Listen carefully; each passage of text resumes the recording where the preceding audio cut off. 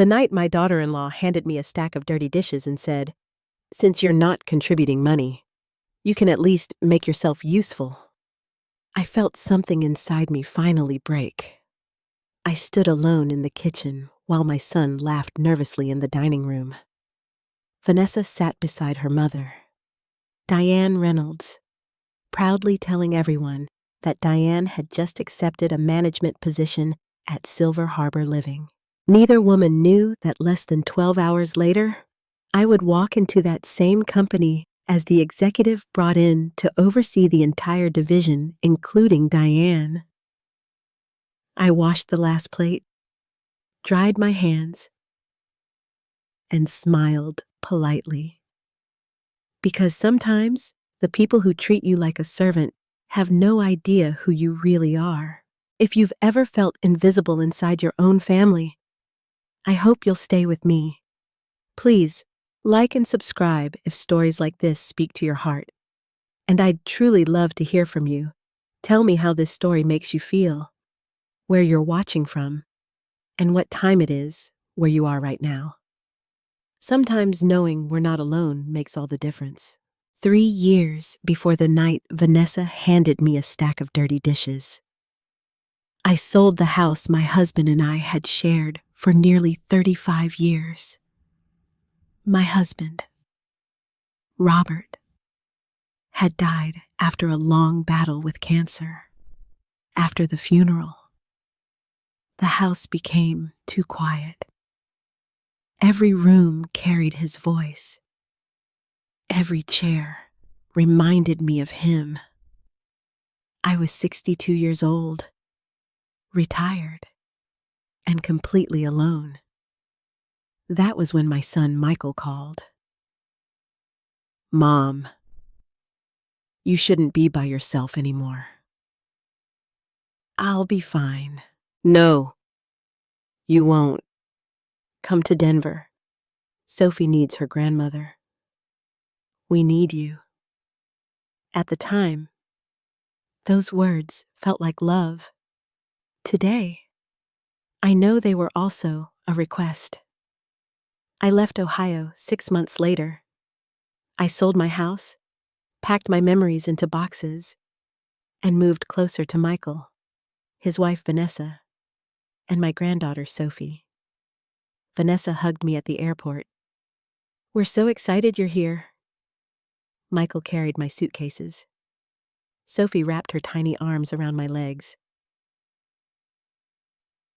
For the first few weeks, I felt needed again. I helped Sophie get dressed. I read her bedtime stories. I cooked dinners. I folded laundry. I watered plants. None of it bothered me. I was a mother. I was a grandmother. Helping family felt natural. One morning, Vanessa asked me a small favor. "Could you watch Sophie while I go to the gym?" Of course. The next day she asked again. Then she started staying out longer. Then she began scheduling appointments during the day. Soon, Sophie spent nearly every weekday with me. I didn't complain. I loved my granddaughter. But little things began changing. Vanessa stopped saying thank you. She stopped asking. She started telling. "Sophie needs lunch at noon.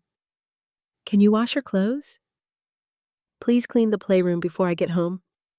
The word "please" eventually disappeared. Michael worked long hours for a software company. He left before sunrise and often returned after dinner. Most days he saw a clean house, a fed child, and a calm wife. He thought everything was fine. One evening, I was washing dishes when Michael smiled. "Mom, I don't know what we'd do without you." Before I could answer, Vanessa laughed. "Honestly, she's better than hiring a nanny." Everyone laughed. Even Michael. I smiled too. But something inside me hurt. A few weeks later, Vanessa asked me to start cooking dinner every night. She said she was busy. Then she asked me to grocery shop. Then she handed me the utility bills. Could you wait for the repairman tomorrow?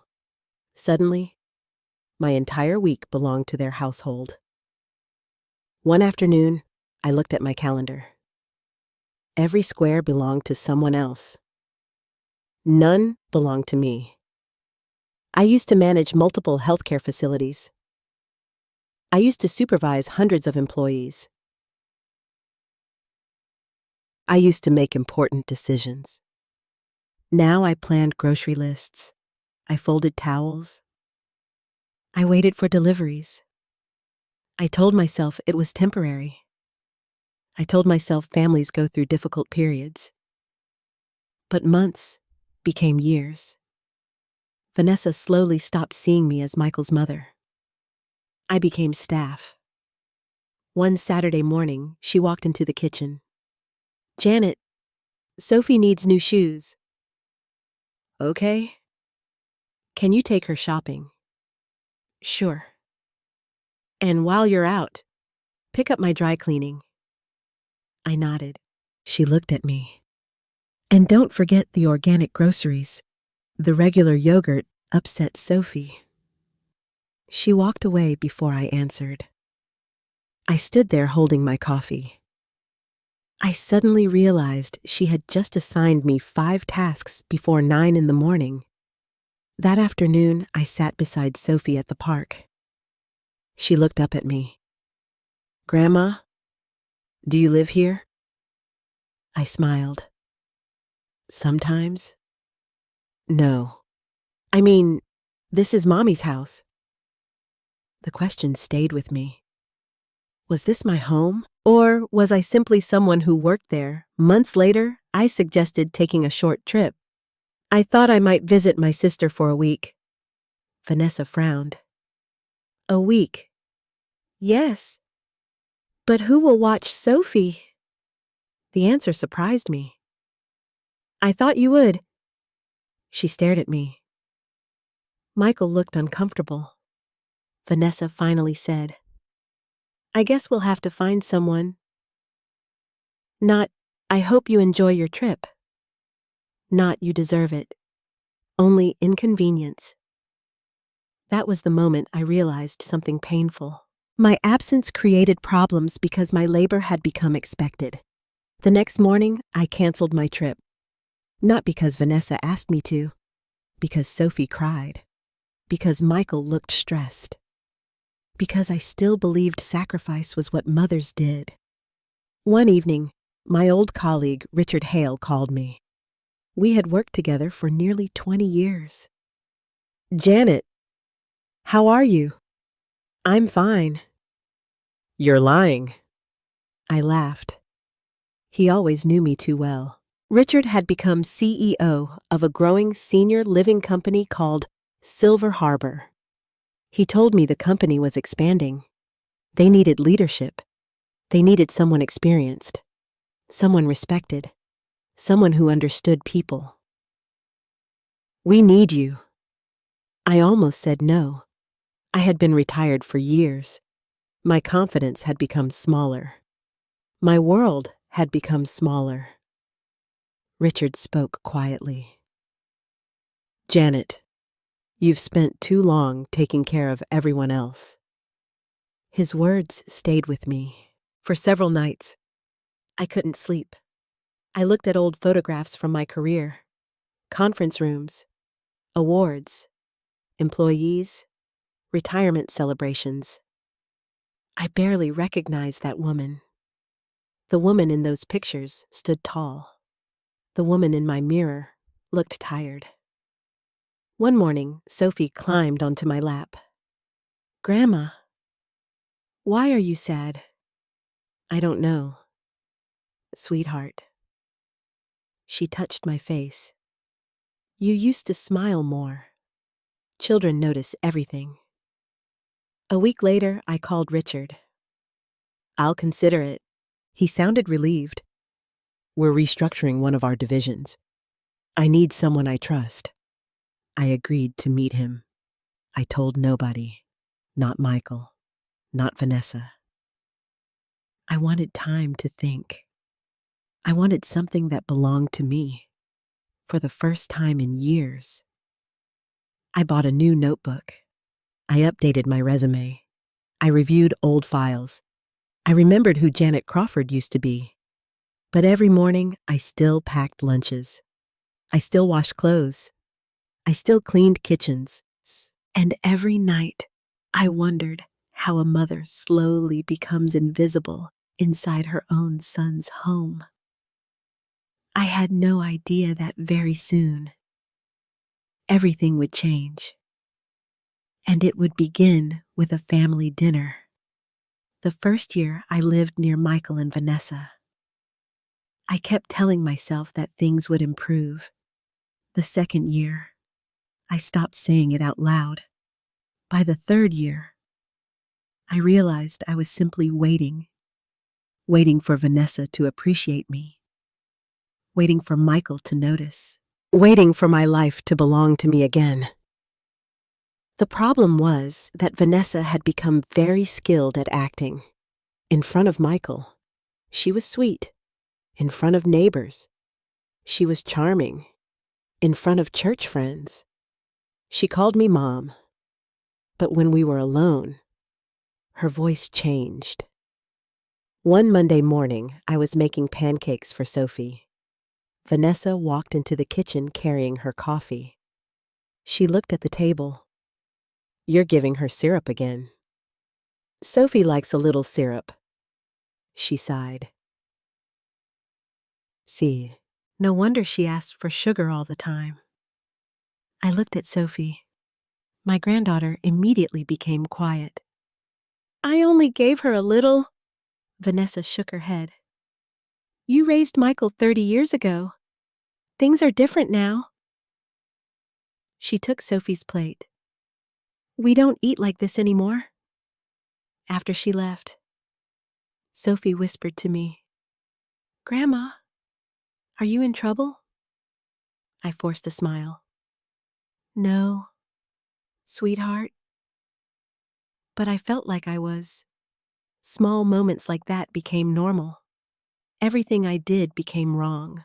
If Sophie wore a jacket that didn't match, Vanessa blamed me. If dinner was late, she blamed me. If toys stayed on the floor, she blamed me. One afternoon, she walked into the laundry room. "Why did you wash these towels together?" "I've always washed towels together." She folded her arms. "Well, I don't." I apologized. Later that evening, Michael came home. Vanessa sat beside him on the couch. "Your mother works so hard." Michael smiled. "I keep telling Mom she doesn't have to do so much." Vanessa nodded. "But she insists." I sat quietly across the room. I wanted to speak. I wanted to say no. "I don't insist. You expect it." But I stayed silent because I didn't want problems. Because Michael looked tired. Because Sophie was sitting on the carpet coloring pictures. I kept choosing peace. Unfortunately, peace became permission. One Friday morning, Vanessa handed me a list. Groceries, dry cleaning, pharmacy, birthday gift, school supplies. I looked at her. "Are you working today?" "No, I'm meeting friends." She grabbed her purse. "You know where everything is?" After she left, I stared at the paper. There were 12 items. At the bottom, she had written, "Don't forget," not "thank you," not "please," just "don't forget." I suddenly remembered something Richard once told me during my career. People will treat you exactly the way you allow them to. At the time, I thought he meant employees. Now I realized he also meant family. The following week, Sophie had a school event, Grandparents' Day. I was excited. I bought a new blouse. I fixed my hair. I arrived early. Sophie ran toward me. "Grandma!" She hugged me tightly. Vanessa arrived 20 minutes later. Several mothers were standing together. One of them asked, "Is this your mother-in-law?" Vanessa hesitated. For only a second, but I saw it. Yes, Janet helps us a lot. Helps. The word sounded strange. Not mother. Not grandmother. Helps. The woman smiled. "You're lucky." Vanessa laughed. "Oh, trust me, we couldn't survive without her." Everyone laughed. I smiled politely. Inside, I felt invisible. That evening, Michael asked, "How was the event?" "It was nice." Vanessa answered before I could. "Your mom had a great time." I looked at my son. He never noticed that his wife answered for me. He never noticed that I spoke less and less. One Saturday, Sophie was taking a nap. Vanessa and I sat in the kitchen. The house was quiet. She suddenly looked at me. "You know, Michael worries about you." "Why?" "He thinks you're lonely." I almost laughed. Lonely, I spent every hour taking care of their family. "I'm not lonely." She stirred her coffee. "I think helping us gives you purpose." The words hurt because she believed them. She truly believed that my purpose existed only inside her house. "I had a career." "I know. I worked for 40 years. She nodded politely. "But you're retired now." Retired. As if retirement erased everything I had been. As if age erased value. As if being a grandmother meant becoming invisible. That night, I couldn't sleep. I sat in my bedroom and opened old photo albums. There was a picture from my retirement party. Hundreds of employees. Flowers. Awards. Smiles. I remembered standing on that stage. People respected me. People listened to me. People valued my opinion. I looked at myself in the mirror. The woman staring back seemed smaller, softer, tired. The next morning, Richard called again. "Have you made a decision?" "Not yet." "Janet, we're opening several facilities next year." I remained quiet. "We need leadership." "I don't know if I'm ready." He laughed. "You managed 4 facilities at the same time." "That was years ago." "No, that was you." After we ended the call, I sat alone in the kitchen.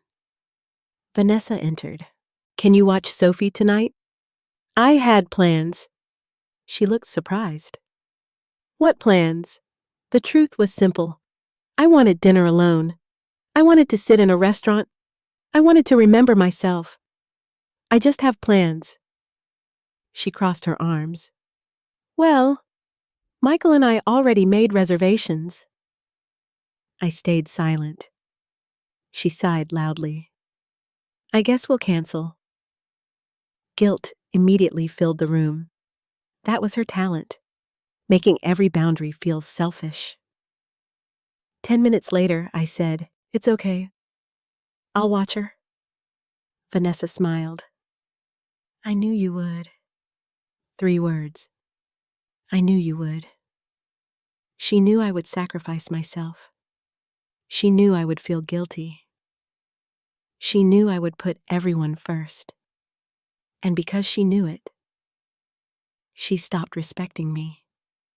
That evening, Sophie fell asleep on the couch. I covered her with a blanket. Michael and Vanessa came home after 10. They were laughing. Vanessa kissed Sophie. Michael looked at me. Thanks. Mom. I nodded. As they walked upstairs, I heard Vanessa whisper, "See, she likes doing this." I sat alone in the dark living room. For the first time, I realized something frightening. My daughter-in-law no longer saw me as family. She saw me as free labor. And my son had become so accustomed to it that he could no longer tell the difference. I didn't know it then. But the woman who treated me like hired help was about to invite her mother into our lives. And that dinner would change everything. Everything changed on a Thursday afternoon. Vanessa came into the kitchen while I was helping Sophie color pictures.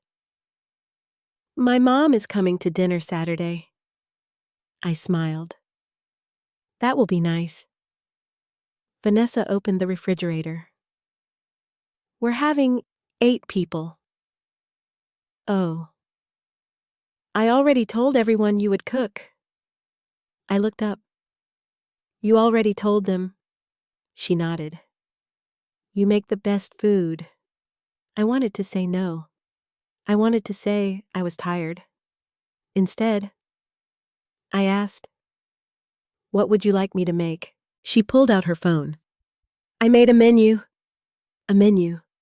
Not a request. A menu. Prime rib. Mashed potatoes. Green beans. Homemade rolls. 2 desserts. Appetizers. Salad. I looked at the list. "This is a lot." Vanessa shrugged. "You always manage." Then she walked away. That night, Michael came home late. I was cleaning the kitchen. He kissed my forehead. "Vanessa said you're helping with dinner Saturday." Helping? That word again. I smiled. "Apparently." He laughed. "Mom, you're amazing." I almost asked him why nobody had asked me, but he looked exhausted. So I remained quiet. Saturday morning began at 6. I made coffee, prepared dough, seasoned meat, chopped vegetables. By noon, my feet already hurt. Sophie sat beside me at the counter. "Grandma, why are you doing everything?" I smiled. "Because guests are coming." She thought for a moment. "Mommy isn't helping." Children truly notice everything. At 2:00, Vanessa came downstairs. She looked beautiful. New dress, new jewelry, perfect makeup. She looked at the kitchen. "Everything okay?" "Mostly." She examined the table. "The flowers should go in the center." I moved them. "The napkins should be folded differently."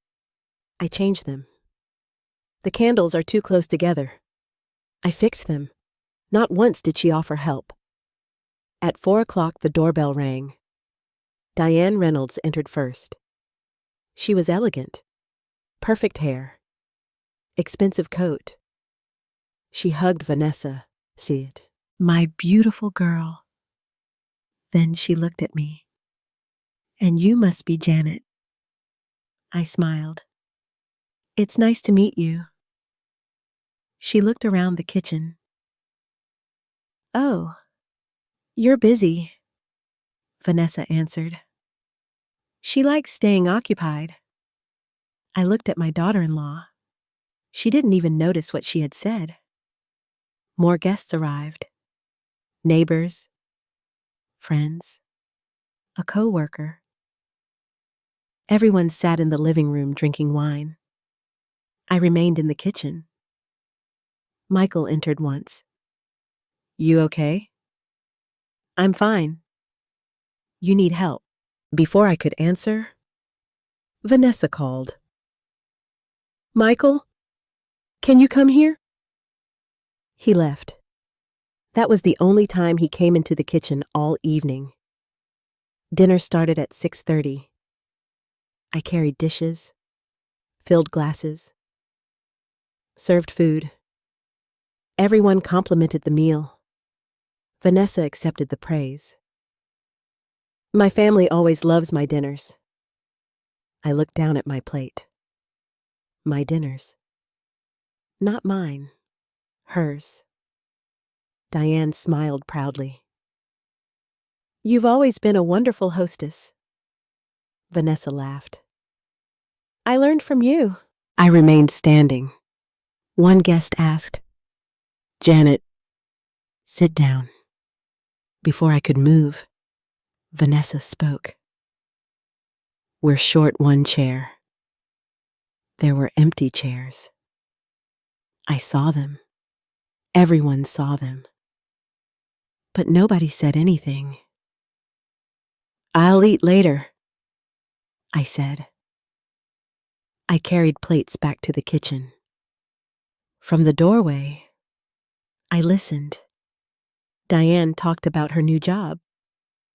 I finally accepted a position at Silver Harbor Living. Several people congratulated her. Michael smiled. That sounds exciting. It is. Management position. Big opportunity. Vanessa looked proud. My mom deserves it. Diane nodded. The company is restructuring. New leadership is coming in. My hands stopped moving. Silver Harbor. The same company Richard had called me about. I listened carefully. They hired some outside consultant to oversee operations. My heart beat faster. Richard had mentioned that role. I remained very still. Diane continued. I've heard this consultant has decades of experience. Vanessa smiled. I'm sure Mom will impress them. I looked at the sink. Water continued running. Nobody in that dining room knew that I had accepted Richard's offer 3 days earlier. Nobody knew I would begin Monday morning. Nobody knew that the consultant Diane described was me. I turned off the faucet. For a moment, I simply stood there. The kitchen suddenly felt quiet. After dinner, everyone returned to the living room. I cleaned alone. 20 minutes later, Diane entered. She carried her wine glass. This kitchen is enormous. It is.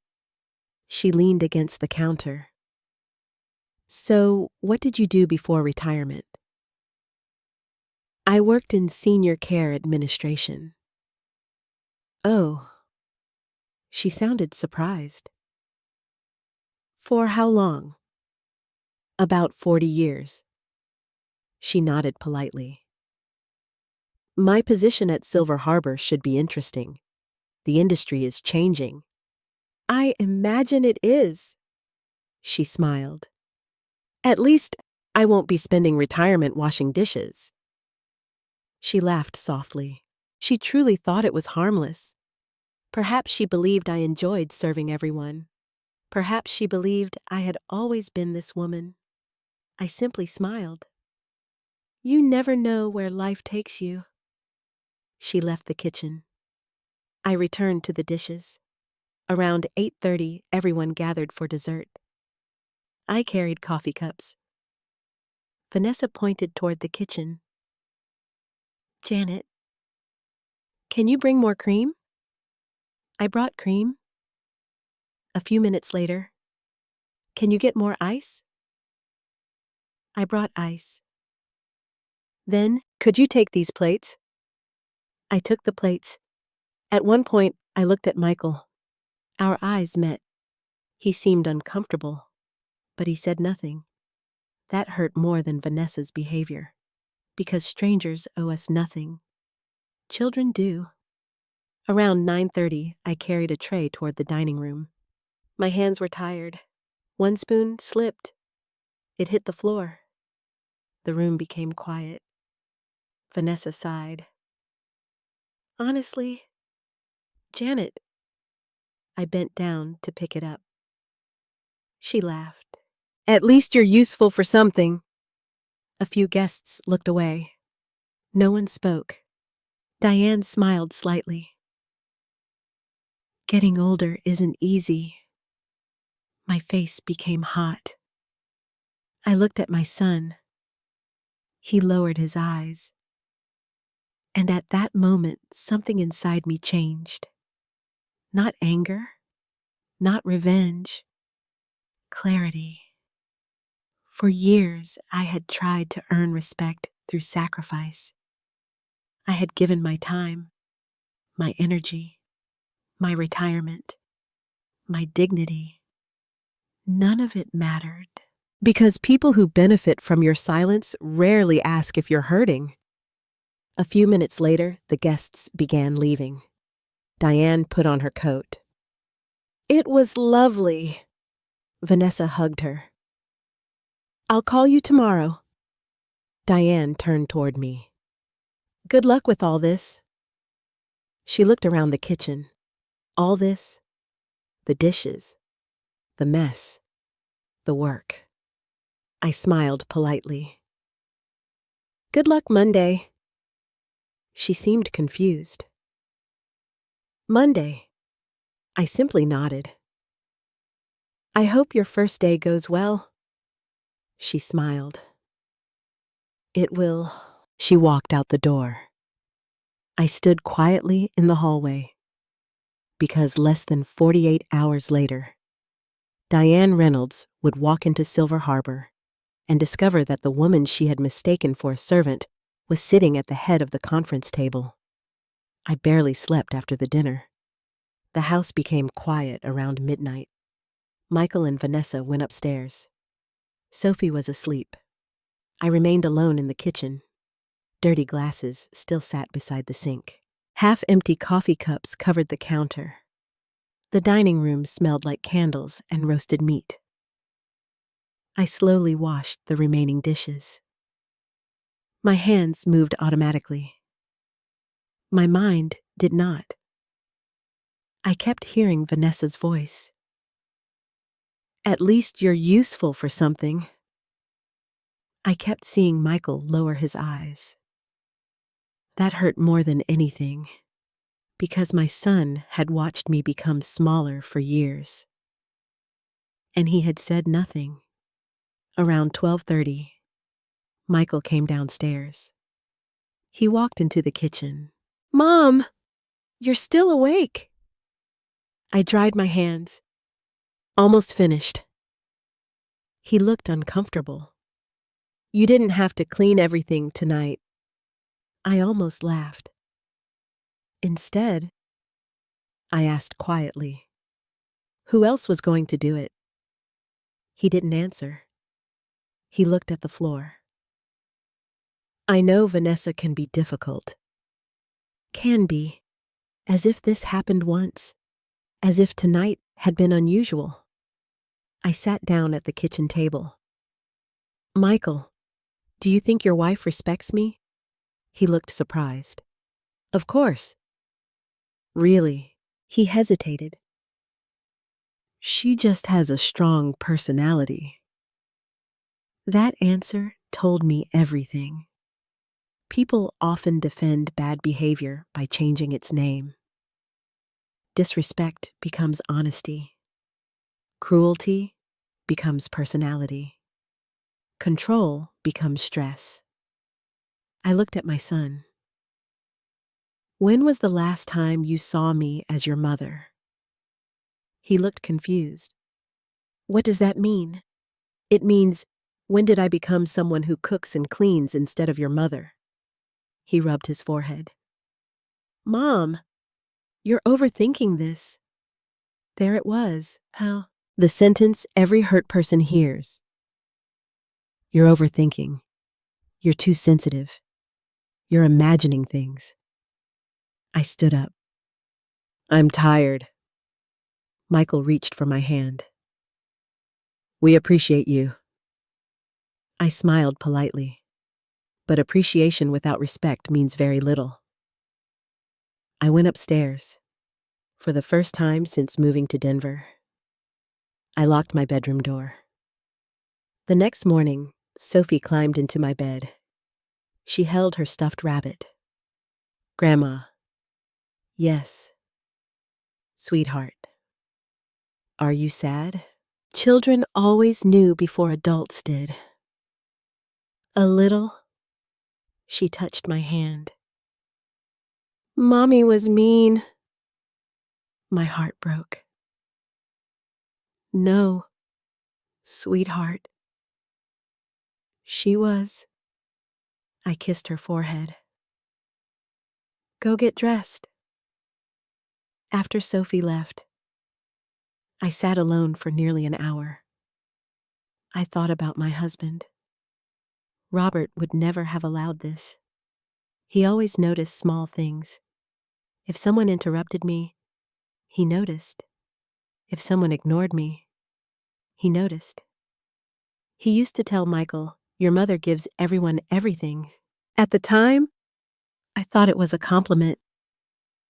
Now it felt like a warning. Later that afternoon, Vanessa entered the kitchen. She seemed perfectly normal, as if nothing had happened. We have leftovers for dinner. I nodded. I'm going out. She looked surprised. Where? I don't know. What about Sophie? Your home. She crossed her arms. I have plans this afternoon. I looked directly at her. So do I. For several seconds, she stared at me. It was a small moment. But something had changed. For years, I had immediately adjusted my plans. This time, I did not. She finally said, Fine. I drove downtown. I sat in a small coffee shop. I ordered tea for the first time in months. I sat somewhere without responsibility. No grocery list, no laundry, no dishes, just silence. I took out my phone. Richard had sent another message. Call me. I called him. Janet? Hello? How was the family dinner? I laughed softly. Terrible. I figured. He was quiet. Then he asked, Are you ready to hear the details? I took a breath. Yes. Richard explained the position. Senior executive consultant. Oversight of operations. Evaluation of management teams. Leadership restructuring. Several locations. One of the managers beginning Monday was Diane Reynolds. I remained silent. Richard continued. You'll supervise her division. My fingers tightened around my coffee cup. What exactly is her position? Regional management trainee? I looked out the window. Cars passed. People walked by. Life continued. And suddenly, I realized something. The woman who had looked at me like hired help would soon sit across from me in a conference room. She would introduce herself. She would present her qualifications. She would expect my evaluation. Richard interrupted my thoughts. Janet, I'm here. So, I closed my eyes. I accept. For the first time in years, I felt something wake up inside me. Not revenge, purpose. When I returned home, the house was quiet. Vanessa sat on the couch. Sophie watched cartoons. Michael was still at work. Vanessa looked annoyed. You were gone a long time. I needed some time. She shook her head. Sophie missed you. I looked at my granddaughter. She smiled. I was okay. Vanessa stood up. I just think it's unfair when people disappear without warning. Unfair. The word almost made me laugh. For 3 years, I had disappeared inside that house. No one noticed. That evening, Michael came home. Vanessa immediately began speaking. Your mother left for hours. Michael looked at me. Everything okay? Yes. Vanessa folded her arms. She didn't even tell me where she was, I calmly answered. I didn't realize I needed permission. The room became quiet. Michael looked surprised. Vanessa looked offended. I was worried. No, you were inconvenienced. Her face changed. What is that supposed to mean? I looked directly at her. For 3 years, I've been available every minute. One afternoon without me shouldn't cause a crisis. Michael slowly sat down. Neither of them had heard me speak that way before. Vanessa finally said, You're making this about yourself. I almost answered. Instead, I stood up. I'm going to bed. As I reached the stairs, Michael called after me. Mom. I turned. Yes, are you okay? I looked at my son. Really looked at him. I don't know. That answer frightened him. Because for years I had always said, I'm fine. Don't worry. Everything is okay. But nothing was okay anymore. That night, I opened my closet. I removed old business suits, blazers, shoes, folders, name badges. I hadn't touched them in years. I laid them on my bed. The woman from those photographs slowly returned, and for the first time since moving to Denver, I realized something important. I did not need Diane to apologize. I did not need Vanessa to change. I did not need Michael to save me. I simply needed to remember who Janet Crawford was. Because Monday morning was coming. And nobody inside this house had any idea what was about to happen. Monday morning arrived at 6 o'clock. The house was still dark. For the first time in years. I was not making breakfast. I was not packing lunches. I was not folding laundry.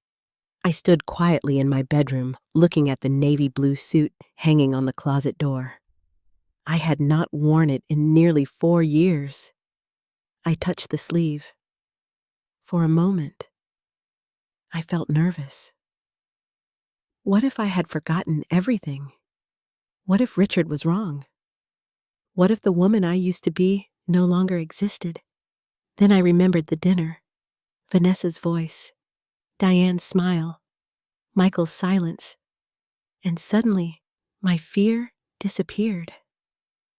I dressed slowly, professional blouse,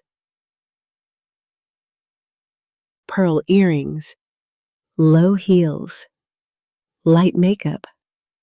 Nothing expensive. Nothing dramatic. Just the woman I used to be. When I came downstairs, Vanessa was making coffee. She looked surprised.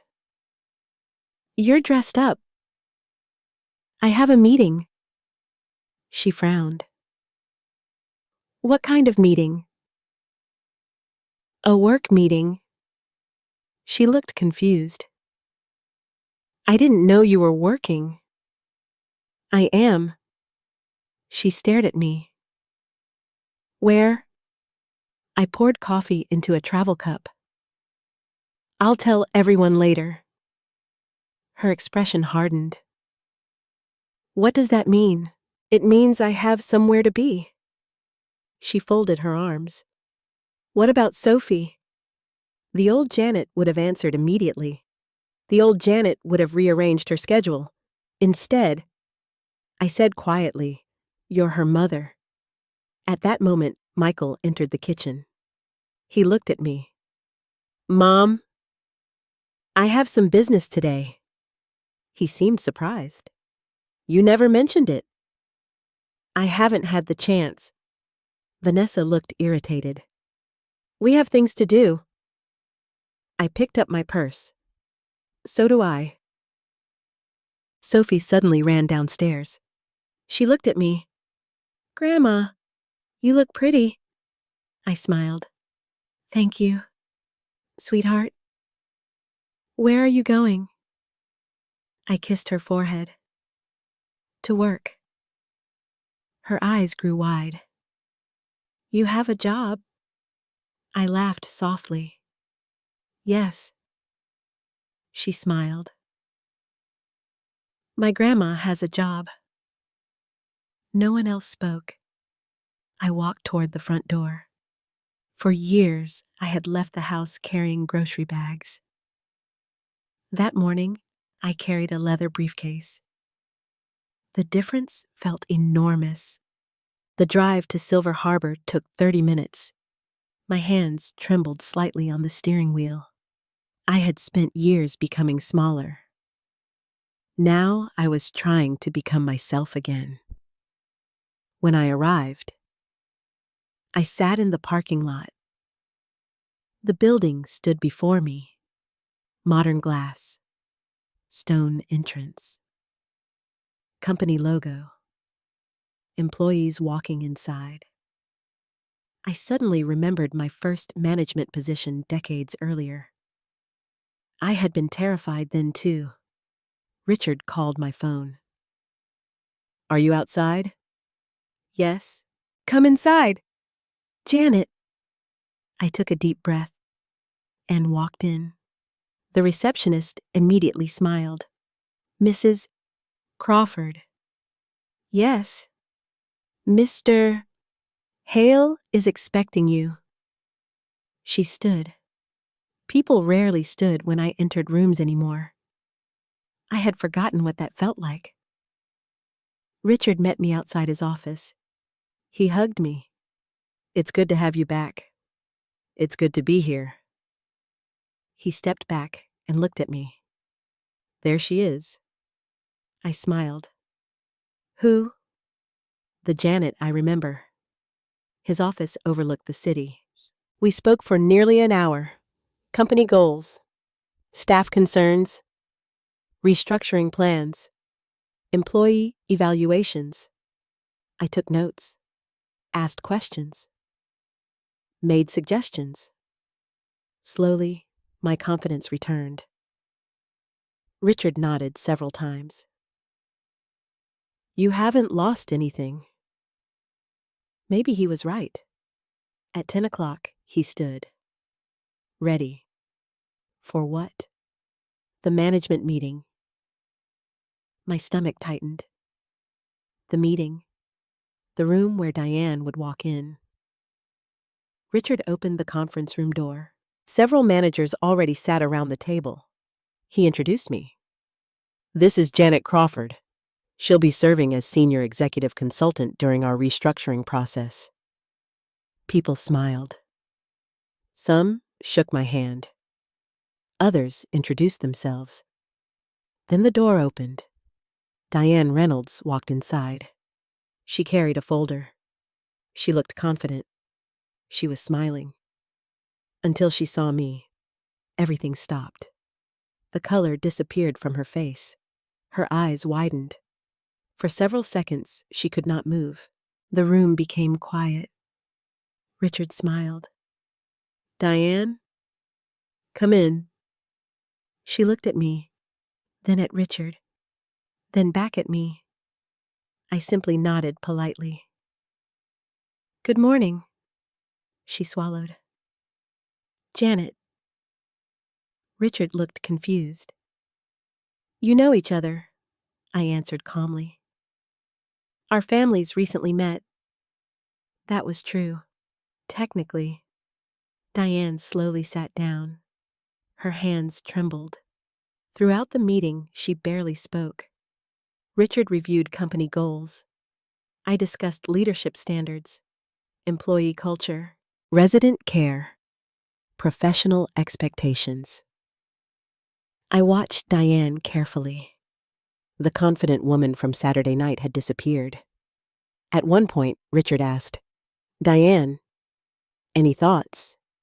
She looked at me, then down at her notes. "Not right now." The meeting ended an hour later. Employees began leaving. Diane remained seated. Finally, she stood. "May I speak with you?" Richard nodded. "I'll give you both a few minutes." The door closed. The room became quiet. Diane looked completely different. "Janet, I had no idea." "I know." "You never said anything. You never asked." She looked embarrassed. "I feel terrible." I remained calm. "Diane, we're at work." She nodded. "I understand." "No, I don't think you do." She looked at me. "I won't discuss family matters here." Her voice shook. "Are you angry?" I thought about the kitchen, the dishes, the spoon, the laughter. "I am professional." She looked relieved. But I wasn't finished. "Your position here depends on your work." "Of course. Not your daughter." She nodded. "Yes. Not your relationship with me." "I understand. And not what happened Saturday night." She lowered her eyes. "I'm sorry." For a moment, I almost felt sympathy. Almost. But I had spent years apologizing for existing. Now it was someone else's turn. As Diane left the conference room, she stopped. "I didn't know," I answered quietly. Most people didn't. After she left, I sat alone. I looked around the room. Conference table, company logo, financial reports, coffee cups. This world had once been my entire life. And somehow, after years of being treated like unpaid help, I had found my way back. Around noon, Richard entered. "How did it go?" I smiled. "Interesting." He sat across from me. "Problem." I thought for a moment. "Not a problem?" "What then?" I looked out the window. "A reminder." "Of what?" "That people often decide your value before they know who you are." Richard nodded. Later that afternoon, my phone rang. "Vanessa." I let it ring. A few minutes later, another call. Then another. Then a text. "Where are you?" I looked at the message. For the first time in years, I did not answer immediately. Because while Vanessa was trying to figure out where Janet Crawford had gone, Janet Crawford had finally returned. Tuesday morning felt very different. For the first time in years, I woke up because of my alarm instead of someone else's needs. The sun had barely risen. The house was quiet. I dressed carefully again. Gray suit, black shoes, simple necklace, professional. When I walked downstairs, Michael was drinking coffee. He looked tired. "You're working again today?" "Yes." He seemed confused. "You never told us about this job." I sat down across from him. There hasn't been much opportunity. He looked uncomfortable. What exactly are you doing? Before I could answer, Vanessa entered the kitchen. She crossed her arms. I'd like to know too. I looked at both of them. I'm consulting. For who? Vanessa asked. Silver Harbor. The coffee cup stopped halfway to Michael's mouth. Vanessa became completely still. Silver Harbor. Yes. She stared at me. My mother's company. One of them. She looked nervous for the first time. What exactly do you do there? I stood up. I'm already late. Vanessa followed me to the door. My mom mentioned someone from corporate. I looked at her. She probably did. Did you meet her? Yes. Vanessa waited. I put on my coat. We had a meeting. What happened? I opened the door. You should ask your mother. And then I left. The drive to the office felt easier. The fear was gone. In its place was something else. Confidence. Not because I wanted revenge, because I finally remembered my value. When I entered Silver Harbor, several employees greeted me. Good morning. Janet. Morning. The receptionist smiled. Mister, Hale is waiting. I walked through the hallway. Employees moved quickly. Phones rang. Meeting started? For years, my world had become a kitchen. Now it became an office again. Richard handed me several reports. Your division needs attention. I reviewed the files. Employee turnover, resident complaints, management evaluations. One name appeared repeatedly. Diane Reynolds. Richard sat beside me. She interviewed very well. But several department heads have concerns. I looked up. What kind? Communication? Leadership? Empathy? Interesting. The very qualities she seemed to lack at dinner. Around 10 o'clock, we held another management meeting. This time, Diane entered quietly. She no longer carried confidence. She carried anxiety. She sat at the opposite end of the table. She barely looked at me. Richard began discussing company values. Respect, compassion, dignity, care. As he spoke, I noticed Diane becoming increasingly uncomfortable. Finally, Richard said, Janet will oversee management development. Several people nodded. Then he added, all evaluations will go through her office. Diane's face lost color. She understood immediately. After the meeting, she approached me. May we speak privately? I nodded. We entered my office. She sat down slowly. I hardly slept. I remained quiet. I keep thinking about Saturday. So do I. She lowered her eyes. I embarrassed myself. I folded my hands. Diane, what exactly are you apologizing for? She seemed surprised. What do you mean? Are you apologizing because I'm your supervisor? She looked away. The silence answered me. I didn't know who you were. Her words hung in the room. I looked directly at her. That's the problem. She looked confused. You assumed you knew. She said nothing.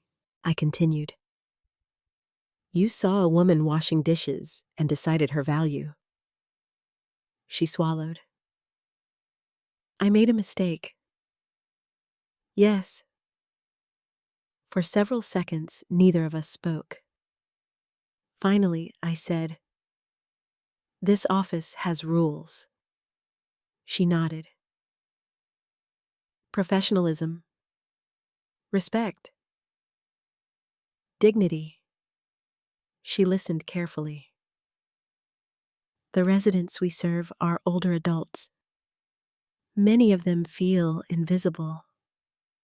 Her eyes slowly lifted. They deserve to be treated with respect. Always. She nodded again. I stood. Our conversation about Saturday ends here. She seemed relieved.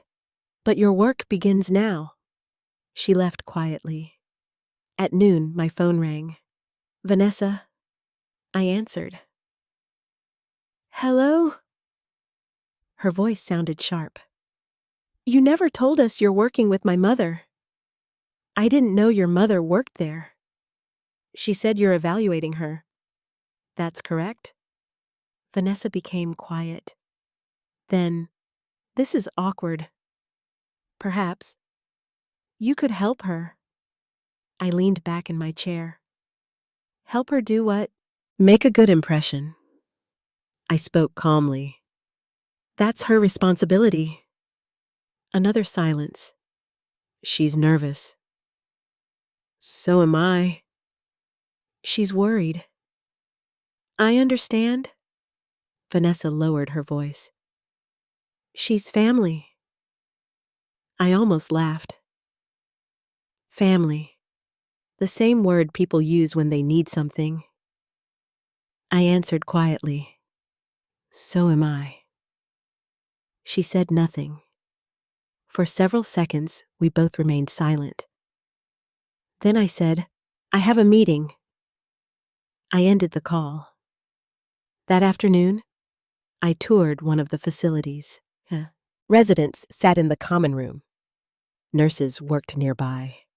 Several elderly women played cards. One man read a newspaper. I stopped beside an older woman sitting alone. She smiled.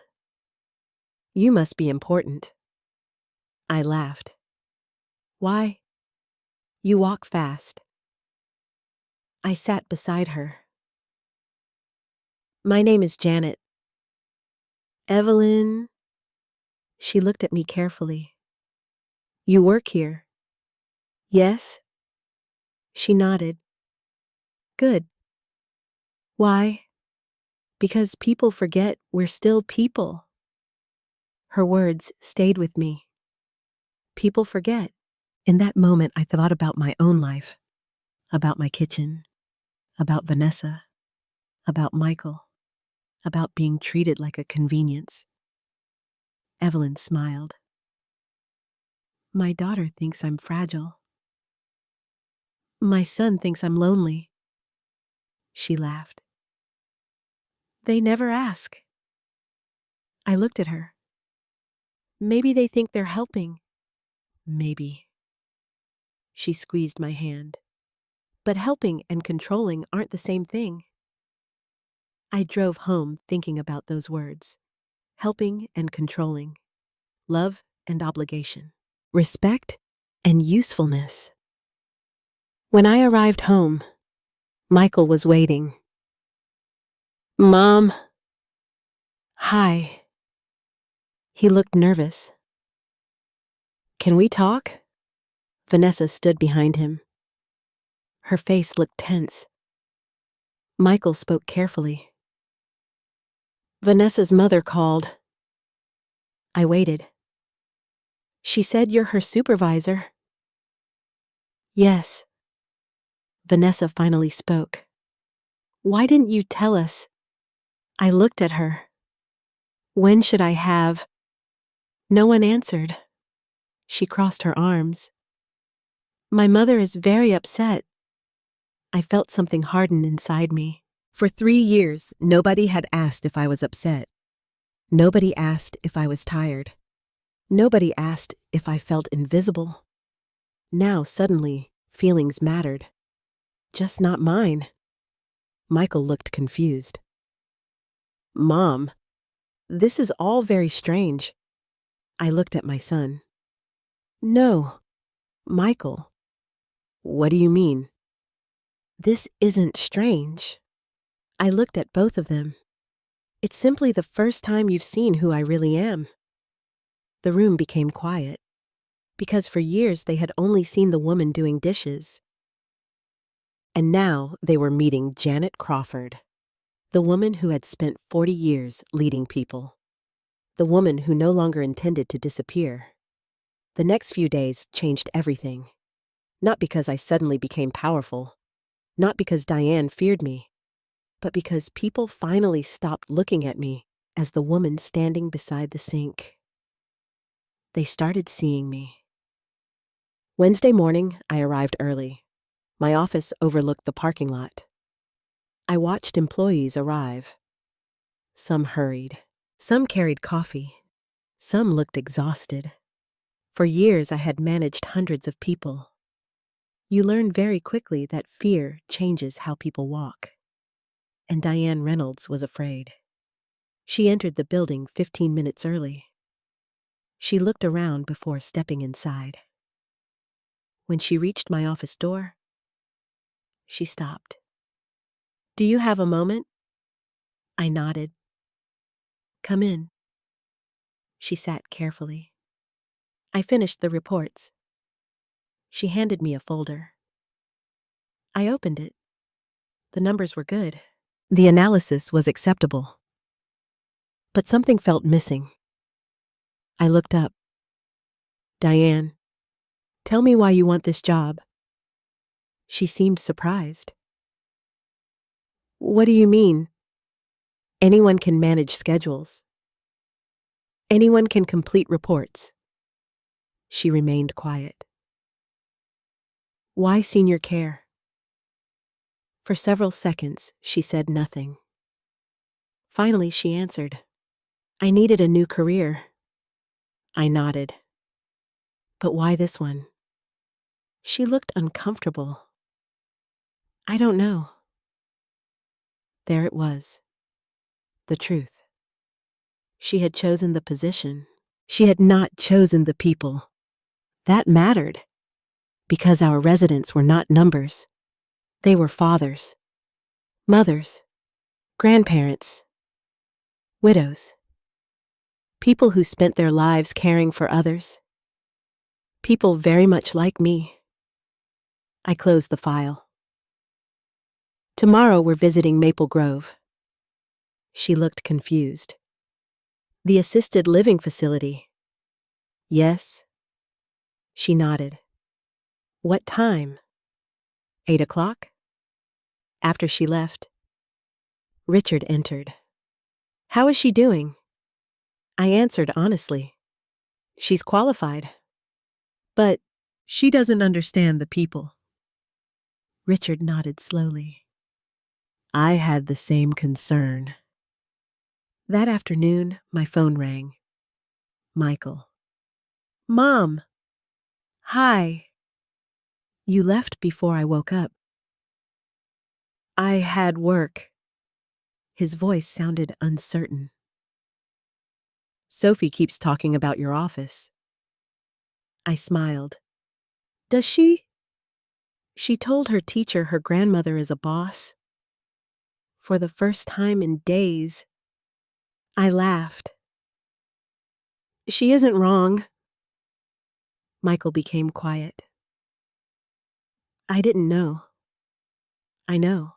"No, I mean, I didn't know how much you did before retirement." His words hurt, because he should have known. He grew up watching me work, watching me travel, watching me lead. But somewhere along the way, even my own son forgot. That evening, I arrived home late. Vanessa sat at the kitchen table. She looked anxious. "My mother called." I put down my purse. "Okay." "She said you assigned her evaluations." "Yes." "She's nervous." I looked at her. Most new managers are. Vanessa folded her hands. She's worried you'll judge her. I remained calm. I judge everyone. She's family. Again. That word. Family. The same family that left me standing in the kitchen. The same family that asked me to eat later. I sat down. Vanessa, do you know how many years I worked? She looked confused. What, 40? She said nothing. I supervised hundreds of people. Silence. I hired managers. I fired managers. I trained executives. She looked uncomfortable. I know. No. I shook my head. You don't. Because if she had known, she would never have asked me to serve coffee during her dinner party. The next morning, Diane and I drove to Maple Grove. The facility housed nearly 100 residents. Some required assistance. Others lived independently. As we walked through the halls, several residents greeted me. I stopped often. I listened. I asked questions. Diane mostly observed. Then we met Evelyn Brooks, the same woman I had spoken to earlier. She sat beside the window knitting. I smiled. Good morning. You're back. I introduced Diane. Evelyn smiled politely. We sat together. I asked simple questions. How was the food? How were the nurses? Did she feel respected? Evelyn answered honestly. Then she looked at Diane. Can I ask you something? Of course. Why do people think older people stop mattering? Diane looked surprised. I don't know. Evelyn continued. My daughter talks over me. My son makes decisions for me. She looked down. They act like I'm already gone. The room became very quiet. Because every word felt personal. Evelyn looked directly at Diane. Do you know what hurts most? What? When people stop seeing you? Diane lowered her eyes. I could almost see the memory returning. The dinner, the dishes, the kitchen, the woman nobody saw. As we walked back to the car, Diane remained silent. Finally, she spoke. She's right. I looked at her. About what? People stop seeing older women. I said nothing. She continued. My husband died 3 years ago. I looked surprised. I didn't know. I felt invisible after that. She laughed bitterly. And then I treated you exactly the same way. The honesty surprised me. For the first time, she wasn't defending herself. She wasn't making excuses. She was simply telling the truth. I don't know why I acted that way, I answered quietly. Maybe because it was easy. She looked out the window. I thought you were lonely. So did your daughter. I thought helping your son's family made you happy. I looked at her. It did. She turned toward me. But helping and serving aren't the same thing. Those words stayed between us. When we returned to the office, Diane seemed different. Not cured, not transformed, but quieter, thoughtful. Later that afternoon, she stopped by my office. I owe you an apology. I looked at her. You owe yourself one first. She seemed confused. What do you mean? You accepted being less than who you are.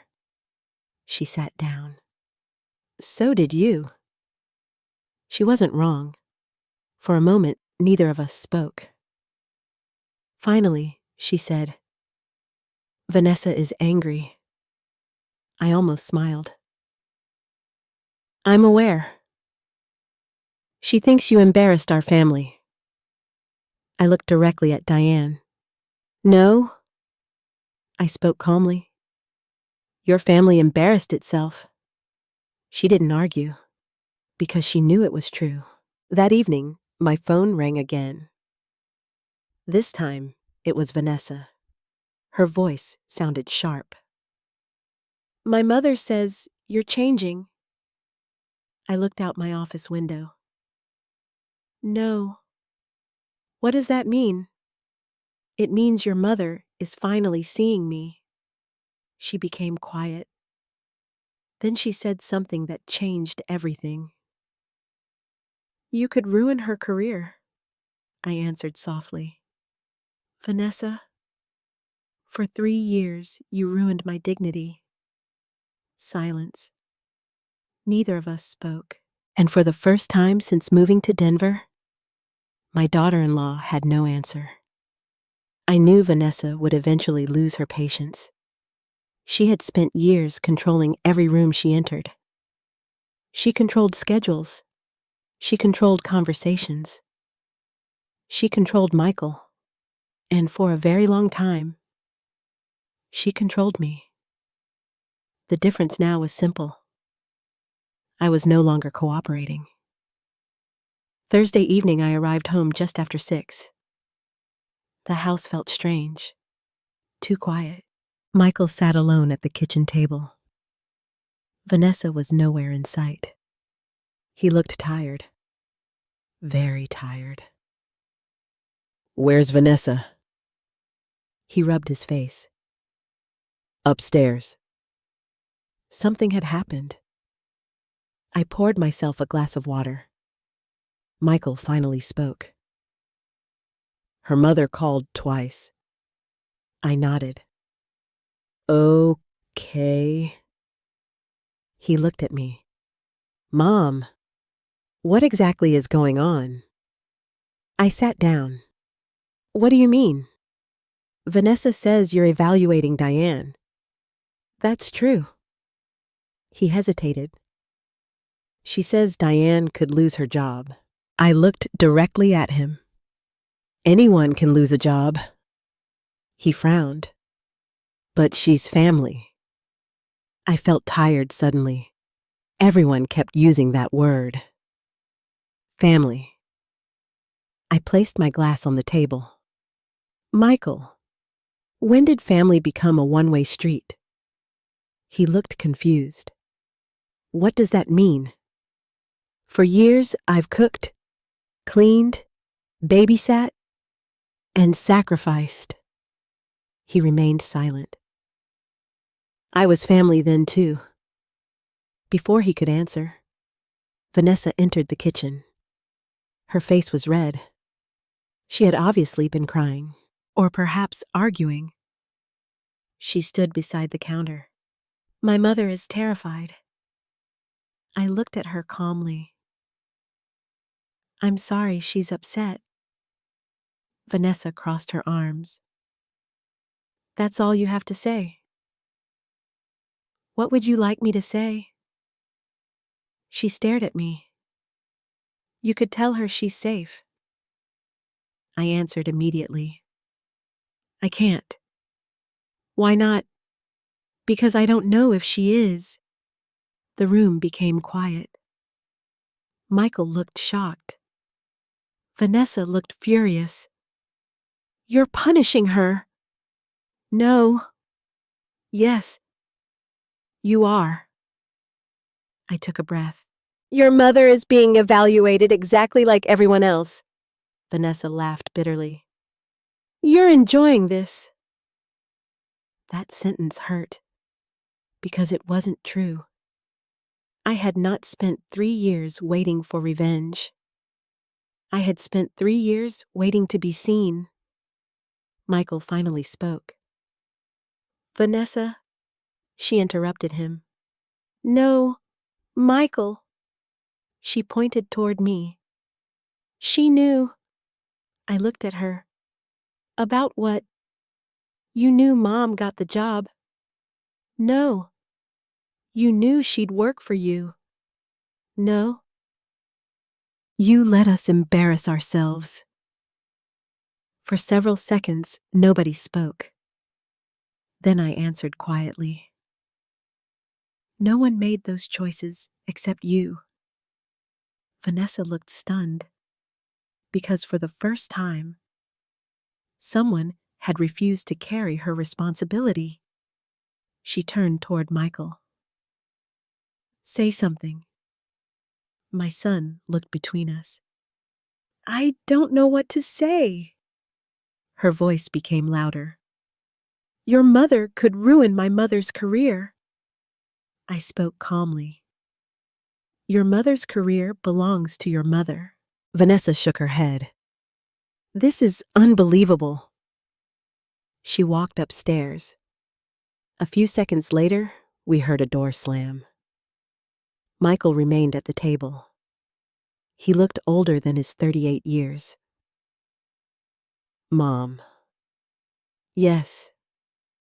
Did we really treat you that badly? The question nearly broke my heart, because he genuinely did not know. I answered softly. You stopped noticing. He lowered his eyes. I never meant to hurt you. I know. And Vanessa, I interrupted. This isn't only about Vanessa. He looked up. It's about you too. He looked shocked. Me? Yes. For years, I had protected him, protected his feelings, protected his marriage, protected his peace. But the truth was long overdue. When Vanessa spoke to me disrespectfully, you stayed silent. He looked down. When she gave me responsibilities, you stayed silent. Silence. When I stopped having my own life, you stayed silent. His eyes filled with tears. I didn't see it. I nodded. Exactly. That night, no one ate dinner together. Vanessa remained upstairs. Michael sat in the living room. I read quietly beside Sophie. Around 9 o'clock, my phone rang. Diane. I answered. Hello? Her voice shook. Can we talk? Of course. There was a long pause. Vanessa called me? I wasn't surprised. I'm sorry. For what? My daughter. I remained quiet. Diane continued. I raised her. So did I. She understood immediately. My husband always taught her that success mattered. And kindness. She sighed. Apparently, not enough. I looked out the window. Streetlights filled the neighborhood. I don't hate your daughter. I know. But she doesn't understand that. Diane became quiet. Then she said something unexpected. She thinks you're doing this because you're angry. I answered honestly. I am angry. At me? No. She seemed surprised. Then who? Myself. The silence lasted several seconds. Why? Because I allowed it. My voice became softer. I gave away too much of myself. Diane finally said, I think I did too. The next morning, the office felt tense. Word had spread that Diane and I knew each other. People were polite, professional. but curious. At 10 o'clock, we held another management meeting. Diane looked nervous. She presented her project. Her voice trembled. She made several mistakes. Afterward, she sat alone. I entered the room. "You did fine." She looked surprised. "No, I didn't." "You were nervous." She laughed quietly. "I've never been afraid of a supervisor before." I sat beside her. "You're afraid of judgment." She looked at me. "Wouldn't you be?" I thought about the kitchen, the dishes, the comments, the humiliation. And then I answered honestly, "I already know what it feels like to be judged." She lowered her eyes. "I deserve this." "No." She looked confused. "You deserve honesty." The rest of the day passed quietly. But when I arrived home that evening, I immediately knew something had changed. Michael sat in the living room. Vanessa stood by the window. The atmosphere felt cold. My son looked at me. "Mom, we need to talk." Vanessa turned. Her eyes were red. "I want to know something." I set down my purse. "What?"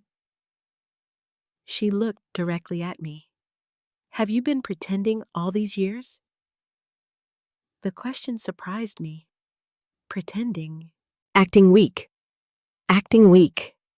For a moment, I almost laughed, because weakness had never been the problem. Silence had been. I looked directly at my daughter-in-law. "No. Vanessa." "Then who are you?" For several seconds, the room became perfectly quiet. And then I answered. "I'm exactly the same woman I always was." The frightening truth was this: for the first time, she finally believed me. The conversation with Vanessa changed something inside my son. I could see it. For the first time in years, Michael was paying attention. Not to his wife. Not to the peace inside his house. To me. That frightened him. Because once you finally see someone's pain, you cannot pretend you missed it. Saturday morning, I woke early. The house was quiet. I made coffee for myself. Only myself. That small act still felt strange. For years, I had prepared breakfast for everyone. Now, I sat alone at the kitchen table. A few minutes later, Michael entered. He looked tired, very tired. Morning. Morning. He poured coffee. He sat across from me. Neither of us spoke. Finally, he said, "Can we go somewhere?" I looked at him. "Where?" "Just us." For a moment, I saw the little boy he used to be. The boy who followed me through grocery stores. The boy who asked endless questions. The boy who held my hand. I nodded. "Okay." We drove to a small diner 20 minutes away. The same place I used to take him when he was young. Nothing had changed. Same booths, same coffee, same pie display. We sat beside the window. Michael looked nervous. "I don't know how to start." I smiled sadly. "Neither do I." The waitress brought coffee. She left. Michael stared into his cup. "I feel like I don't know what's happening." I took a slow breath. "Then ask." He finally looked at me. "Were you really unhappy?" I almost laughed. Not because it was funny, because the answer seemed so obvious. Yes. He lowered his eyes. For how long? Years. His face changed. Years. I nodded. Why didn't you tell me? I looked outside. Cars passed. People walked by. Life continued. Because every time I tried, there was a reason. What reason? You were tired. He looked down. Work was stressful. Silence. Vanessa was upset. More silence. You had responsibilities. His voice became smaller. I would have listened. I looked directly at him. No, Michael. He looked shocked. You would have defended her. He said nothing because he knew. I continued. When Vanessa criticized me, you called it stress. When she ordered me around, you called it personality. When she ignored me, you called it misunderstanding. His eyes filled with tears. I didn't know. That sentence again. I decided to tell him the truth. I kept a notebook. He looked confused. A notebook? I reached into my purse. I had brought it. Small, blue, worn. I placed it on the table. He opened it. The first page was dated nearly 3 years earlier. Watched Sophie 12 hours. Cooked dinner. Missed doctor's appointment. The next page. Canceled lunch with friends. Babysitting. Laundry. Groceries. Another page. Vanessa said I should make myself useful. Another. Michael didn't notice. He looked at me. What is this? My life. His hands trembled. Page after page. Small moments. Small hurts. Small sacrifices. Because pain rarely arrives all at once. It arrives quietly, one day at a time. He reached the final page. Saturday night. At least you're useful for something. Below it, I had written, I don't think my son sees me anymore. Michael closed the notebook. His eyes were red. Mom. I said nothing. He looked broken. When did you write that? After dinner. He covered his face. I failed you. I reached across the table. No. He looked at me. You stopped looking. There was a difference. Failure could happen once. This had happened for years. He whispered, Why didn't you leave? The answer surprised even me. Because I thought you needed me. His tears finally came. I'm 38. You're still my son. For several minutes, neither of us spoke. Then he asked, Did Vanessa really treat you like that? I thought carefully, because this moment mattered. I could destroy his marriage, or I could tell the truth. Vanessa did what people do when nobody stops them. He looked confused. What does that mean? It means you gave her permission. He stared at me. You never corrected her. You never protected me. You never said enough. The waitress refilled our coffee. Neither of us noticed. Finally, Michael asked, "Do you hate her?" "No." "Why not?" I looked out the window. "Because hate is exhausting." "Then what do you feel?" I answered honestly. "Tired." That answer seemed to hurt him most, because anger can be repaired. Disappointment is harder. When we returned home, Vanessa was waiting. She stood in the living room. "Where were you?" Michael answered. "With Mom." She looked surprised. "For 4 hours." "Yes." Her eyes moved toward me. "What did you talk about?"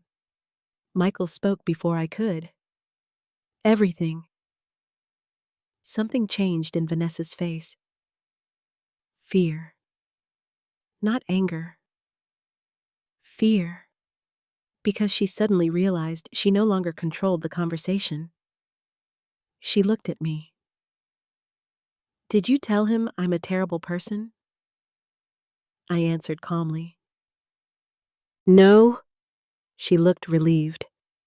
Michael then said quietly, "I figured it out myself."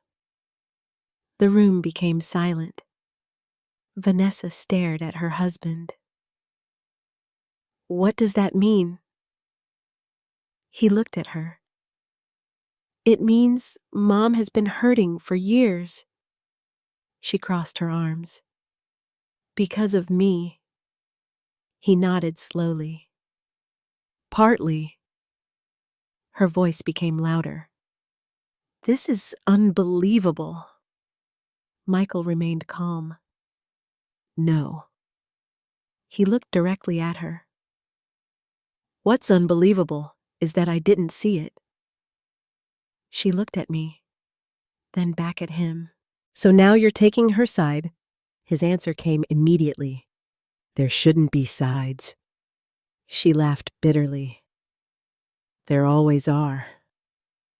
He shook his head. "No." For the first time in years. My son stood up. Not physically, emotionally.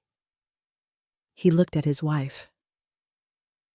"My mother moved here for us." Silence. "She gave us everything." More silence. "We let her disappear." Vanessa's eyes filled with tears. "I never asked her to." Michael looked at her. "You didn't have to." She turned toward me. "Why didn't you say something?" I answered quietly. "I thought you knew." That hurt her, because deep down, she did know. Everyone does. People know when they are taking too much. They simply hope nobody notices. That evening, Michael knocked on my bedroom door. "Mom." "Yes." He entered slowly. "I need to ask you something." "What?" His voice broke. "When did you stop feeling like my mother?" I looked at him. The answer had lived inside me for years. "The day you stopped noticing I was human."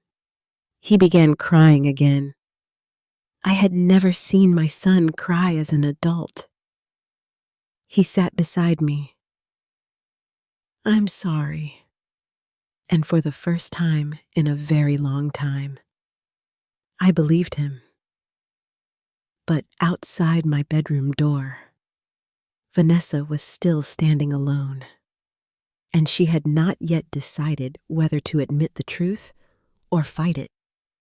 The next morning, the house felt colder. Not because the weather had changed, because the truth had entered the room. And truth has a way of making people uncomfortable. Vanessa barely spoke during breakfast. Michael sat quietly. Sophie colored beside the window. I drank my coffee and prepared to leave for work. As I picked up my briefcase, Vanessa finally spoke. "We need to discuss my mother." I looked at her. We already have. No, we haven't. Michael looked nervous. Vanessa. She raised her hand. No. She turned toward me. My mother says you're treating her like any other employee. That's correct. Her eyes widened. She's not just any employee, I answered calmly. At work, she is. She shook her head. This is unbelievable. I put on my coat. No. What's unbelievable is expecting special treatment. Then I left. At Silver Harbor, the day moved quickly. Meetings, reports, resident evaluations, staff interviews. Work felt familiar again, comfortable, real. Around noon, Diane knocked on my office door. She looked exhausted. Do you have a moment? Of course. She sat down. I spoke to Vanessa. I nodded. I assumed you had. She looked embarrassed. She wants me to ask for your help. I folded my hands. And what do you want? She looked surprised. No one has asked me that. I'm asking. She stared at the floor. I want to earn my position. I studied her carefully. For the first time, she wasn't speaking as Vanessa's mother. She was speaking as Diane. I can help you improve. Her eyes lifted. But I won't protect you from consequences. She nodded. I understand. She stood to leave. Then she stopped. My daughter is angry. I almost smiled. Yes. She's blaming you. I looked directly at her. Who does she usually blame? Diane had no answer. That evening, I came home earlier than usual. The house was quiet. Michael had not returned from work. Sophie was at a friend's house. Vanessa sat alone in the living room. She looked at me. We need to talk. Her voice sounded different, less angry, more desperate. I sat across from her. What would you like to discuss? She took a deep breath. My mother says you're being professional. I am. She says you're helping her. Yes. Her eyes filled with confusion. Then why won't you help her more? I remained quiet. She continued. Why won't you tell people she's family? I looked at her carefully. Why didn't you tell people I was family? The words hit her immediately. She looked away. I continued. At your dinner party, who was I? She said nothing. Your mother-in-law. Silence. Sophie's grandmother. Silence. My son's mother. Nothing. Finally, I said, I was the woman washing dishes. Tears appeared in her eyes. I didn't mean it that way. But that's how you treated me. She shook her head. No. I looked at her calmly. Did you thank me? Silence. Did you ask me if I was tired? Nothing. Did you ask me what I wanted? Her eyes dropped. The truth was becoming impossible to avoid. At that moment, Michael walked inside. He stopped immediately. The tension in the room was obvious. What's happening? Vanessa stood. Your mother thinks I'm a terrible person. I answered quietly. No. She looked at me. Then say it. Michael looked between us. I took a deep breath. I think you've been selfish. The room became silent because it was the first time I had ever said it aloud. Vanessa's face changed. Selfish? Yes. She laughed bitterly. I raised your granddaughter. You had help. I worked. You had help. I managed this house. Again I answered, You had help. Her voice grew louder. You wanted to help. I finally stood. I wanted to be family. Those words stopped everyone, even me, because they contained everything. For years, I had not wanted appreciation, or money, or praise. I wanted belonging. Vanessa stared at me. You think I used you? I answered honestly. Yes. She shook her head.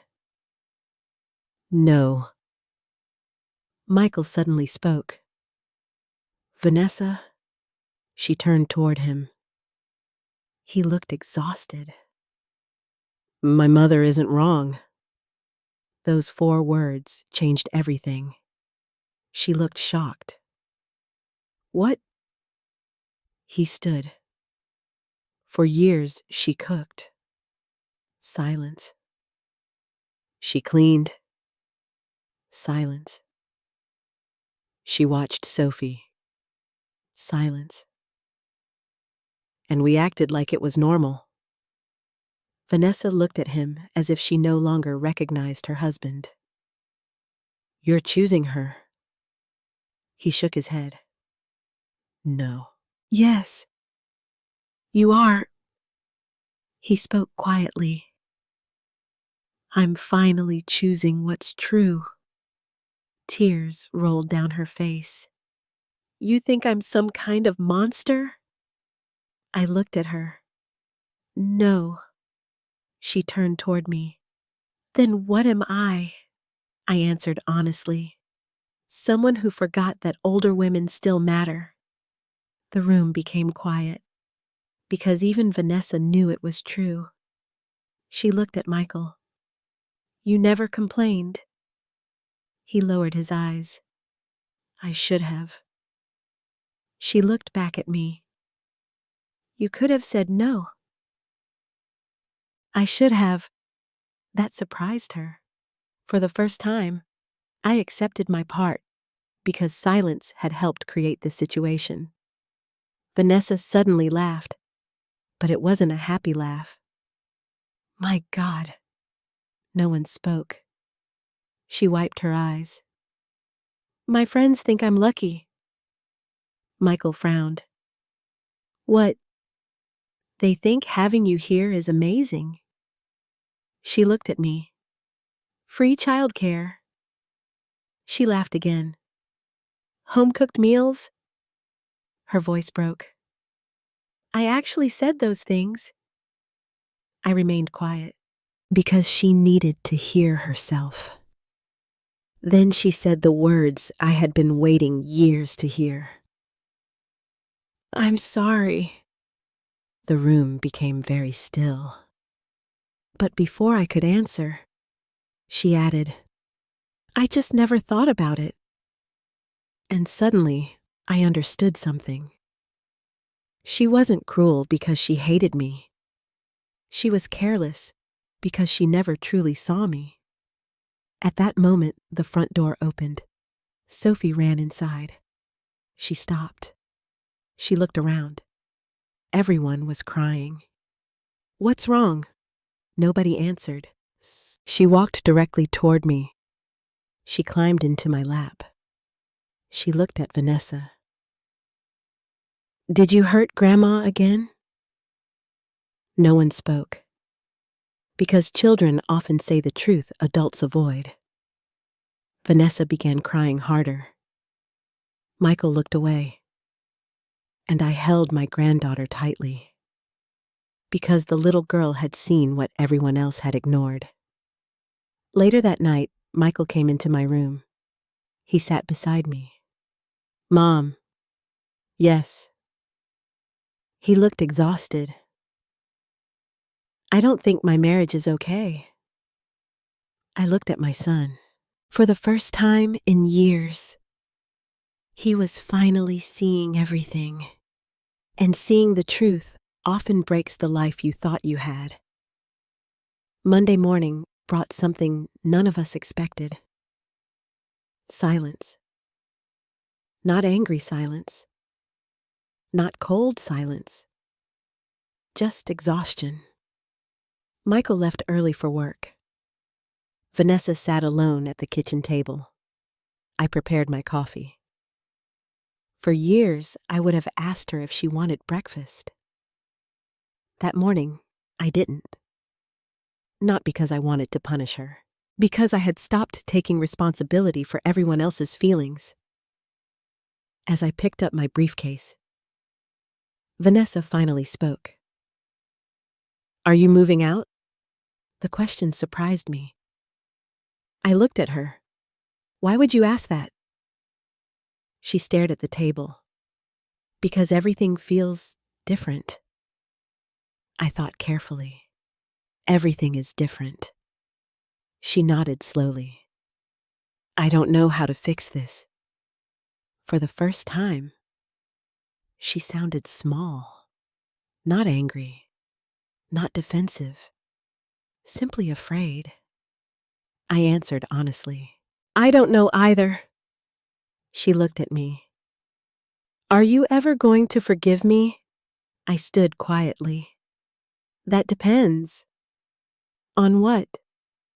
"Whether you understand what happened." She looked confused. "I already apologized." "Yes?" "Then what else do you want?" I looked directly at her. "I want you to understand." Because apologies without understanding rarely change people. She said nothing. I left for work. At Silver Harbor, Diane was already waiting outside my office. She looked nervous and, "Good morning?" "Good morning." She held a folder. I completed the resident evaluations. I reviewed them. They were better, much better, more thoughtful, more personal. She had written notes, names, stories, concerns. I looked up. "These are good." She seemed relieved. I spoke with several residents. "What did you learn?" She sat down. "That most of them aren't afraid of aging." I nodded. "What are they afraid of?" She answered quietly, "Being forgotten." The room became silent because both of us understood. After lunch, we visited another facility. During the drive, Diane suddenly asked, "Did you ever want to leave your son's house?" I looked out the window. "Many times." "Why didn't you?" I thought about Michael, about Sophie, about my husband, about loneliness. "Because mothers stay longer than they should." She nodded. "I think daughters do too." That evening, when I returned home, Michael was cooking dinner. I stopped in the doorway. He rarely cooked. He looked up. "Hi. Hi." He smiled nervously. "I made pasta." Vanessa sat at the table. She looked surprised, too. Michael set down the spoon. "I thought maybe Mom shouldn't cook every night." Nobody spoke, because one sentence had revealed years of truth. Shouldn't, not couldn't, not doesn't want to, shouldn't. Sophie smiled. "Dad's cooking," Michael laughed. Pray for us. For the first time in weeks, everyone smiled. Dinner was awkward, but honest. Halfway through the meal, Sophie asked, Grandma, are you still a boss? I smiled. Yes. Vanessa looked down. Michael answered, Grandma has always been a boss. Those words touched me more than he realized, because he was finally remembering. After dinner, Michael washed the dishes. Vanessa stood beside him. She dried them. I sat in the living room with Sophie. My granddaughter looked at me. Grandma? Yes? Are you staying? Children always ask the hardest questions. I kissed her forehead. I don't know yet. She looked worried. I don't want you to leave. Neither did I. But for the first time in years, staying needed to be a choice. Later that evening, my phone rang. Richard. How's the family? I laughed softly. Complicated. That means improving. I sat on my bed. Maybe. He became quiet. Then he said, The board wants to extend your contract. I blinked. What? 6 months. I remained silent. You've made an impact. I looked around my room. For years, this had been my entire world. A bedroom inside someone else's house. A borrowed life. What would the position require? More travel? More responsibility? More time? I understood immediately. My old life was returning, and it wanted all of me. That night, I couldn't sleep. I thought about the job, the future, Sophie, Michael, Vanessa. Around midnight, someone knocked softly. Vanessa, she stood in the doorway. Can I come in? I nodded. She sat carefully. For several moments, neither of us spoke. Then she said, My mother cried today. I looked at her. Why? Because she said she's becoming a different person. I remained quiet. Vanessa continued. She told me something. What? She said she spent her entire life trying to appear important. I listened. And then she met you. She looked at me. She said you already knew who you were. That surprised me, because for years I had forgotten. Vanessa looked down. My father left when I was 16. I didn't know that. My mother worked constantly. Her voice became smaller. We never had grandparents around. She wiped her eyes. I didn't know how to have you. The room became quiet, because suddenly I saw something new. Not an excuse, a wound. She continued. I think I treated you like help because I was afraid you'd leave. I looked at her. So you used me before I could leave you. Tears rolled down her face. Maybe. For the first time, she was honest, not defensive, not angry, simply honest. I was jealous of Sophie. I frowned. What? She loved you. I sat quietly. And I needed you too. Those words changed something. Because behind control often lives fear. Behind selfishness often lives emptiness. I finally asked, Why didn't you tell me? She smiled sadly. I don't think I knew. She stood to leave. Then she stopped. If you decide to move out, I looked at her. Understand. And for the first time since I had arrived in Denver, my daughter-in-law gave me something she had never offered before. A choice. The next morning, I stood in my office looking at Richard's contract. 6 months, travel, leadership, freedom. At the same moment, my phone rang. Michael. His voice sounded nervous. Mom. Yes. Can you come home early tonight? Why? Long silence.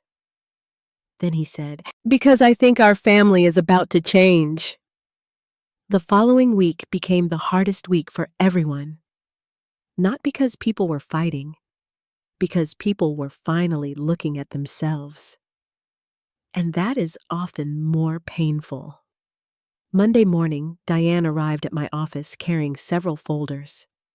She looked nervous, but something had changed. She was no longer afraid of me.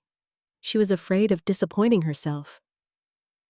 I finished the resident interviews. I took the reports. Every page was different from her earlier work. There were notes, personal details, concerns, names, stories. She had finally stopped seeing residents as numbers. These are excellent. Her eyes widened. You mean that? Yes. She sat down slowly. I think I understand now. What? She looked out the window. My whole life, I worried about being respected. I listened. But I never thought about giving respect. The room became quiet, because that lesson had cost both of us years. Around noon, Richard called me into his office. He placed several evaluation files on the table. We need final recommendations. The management review process had begun. Every department manager would receive an assessment, including Diane. Richard looked at me. Are you comfortable handling hers? I understood the question. Yes. You're certain? I nodded. If I can't be fair, I shouldn't be here. He smiled. That's why you're here. I spent the afternoon reviewing reports. Attendance, leadership, communication, resident satisfaction, employee feedback. Most of Diane's scores had improved, but one section stood out. Empathy. Several employees had written comments. She sometimes talks down to older residents. She doesn't always listen. She assumes people need help. I read the comments twice, because they sounded familiar. Very familiar. The following day, we held individual evaluations. One by one, the managers entered. One by one, they left. Finally, Diane walked in. She sat quietly. No excuses, no defenses, no anger. I handed her the report. She read every page. She remained silent. Finally, she reached the section about empathy. She stopped reading. Her eyes slowly lifted. I did this. I nodded. She looked down again. I actually did this. For several moments, neither of us spoke. Then she asked, Did you write these comments? No. She nodded. The employees did. Yes. She sat quietly. I thought people respected me. I answered honestly. They respected your position. That sentence hurt. I could see it. Because many people spend years confusing authority with respect. She closed the folder. Am I losing my job? I looked directly at her. No. She seemed surprised. But you are receiving a development plan.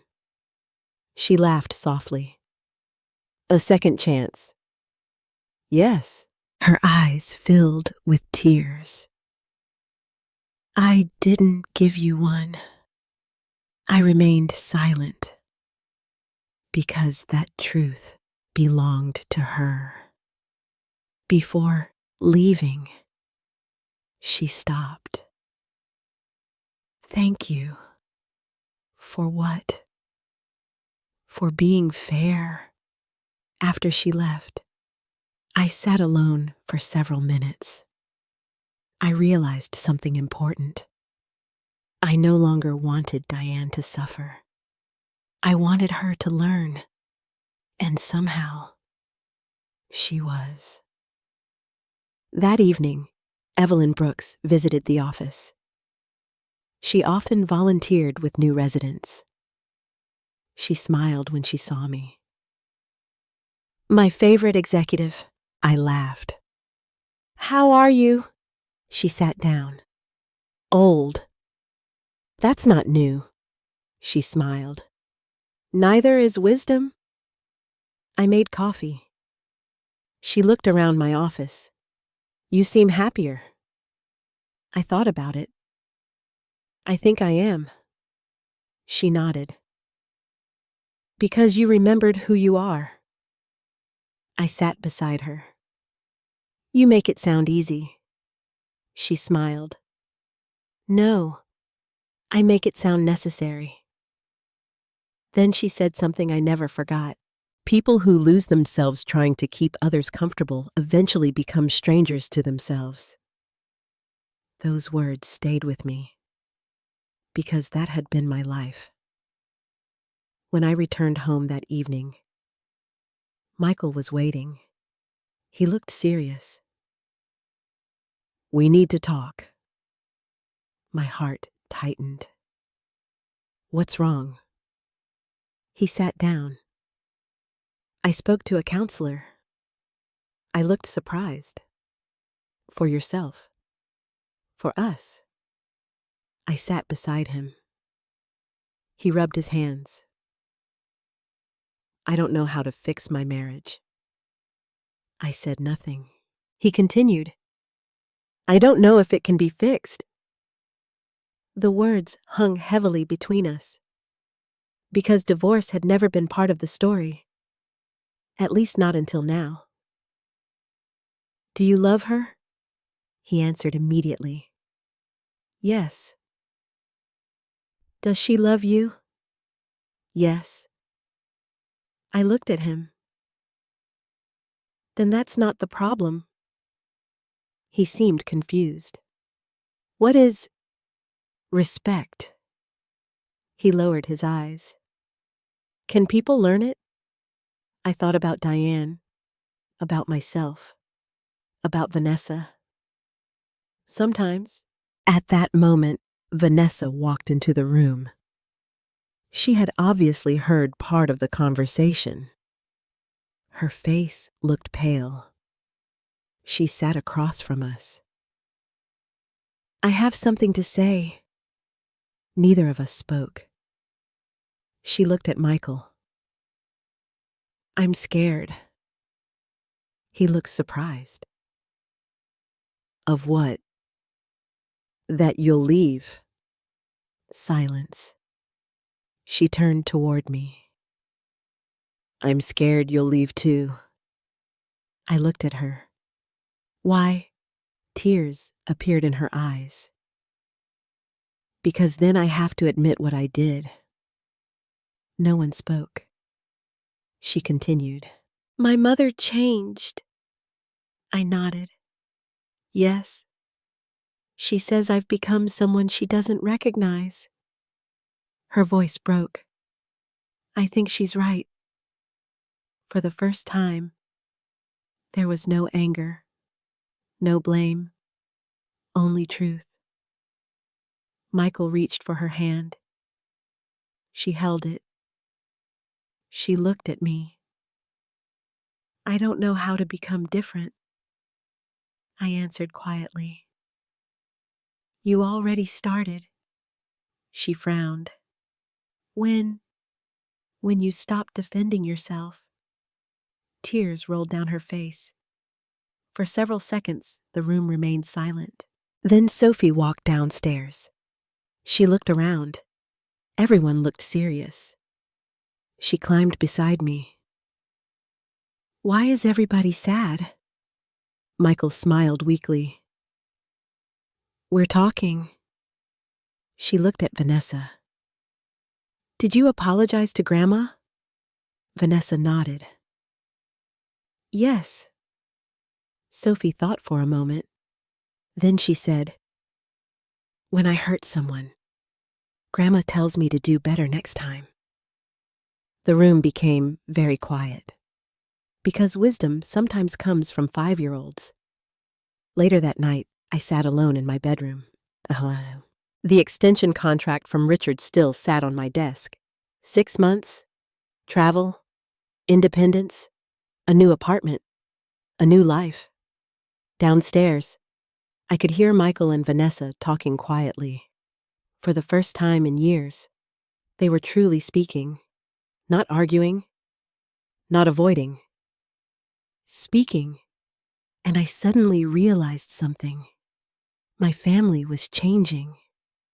But I still had one decision left, because forgiving them did not automatically mean staying. And soon, I would have to choose.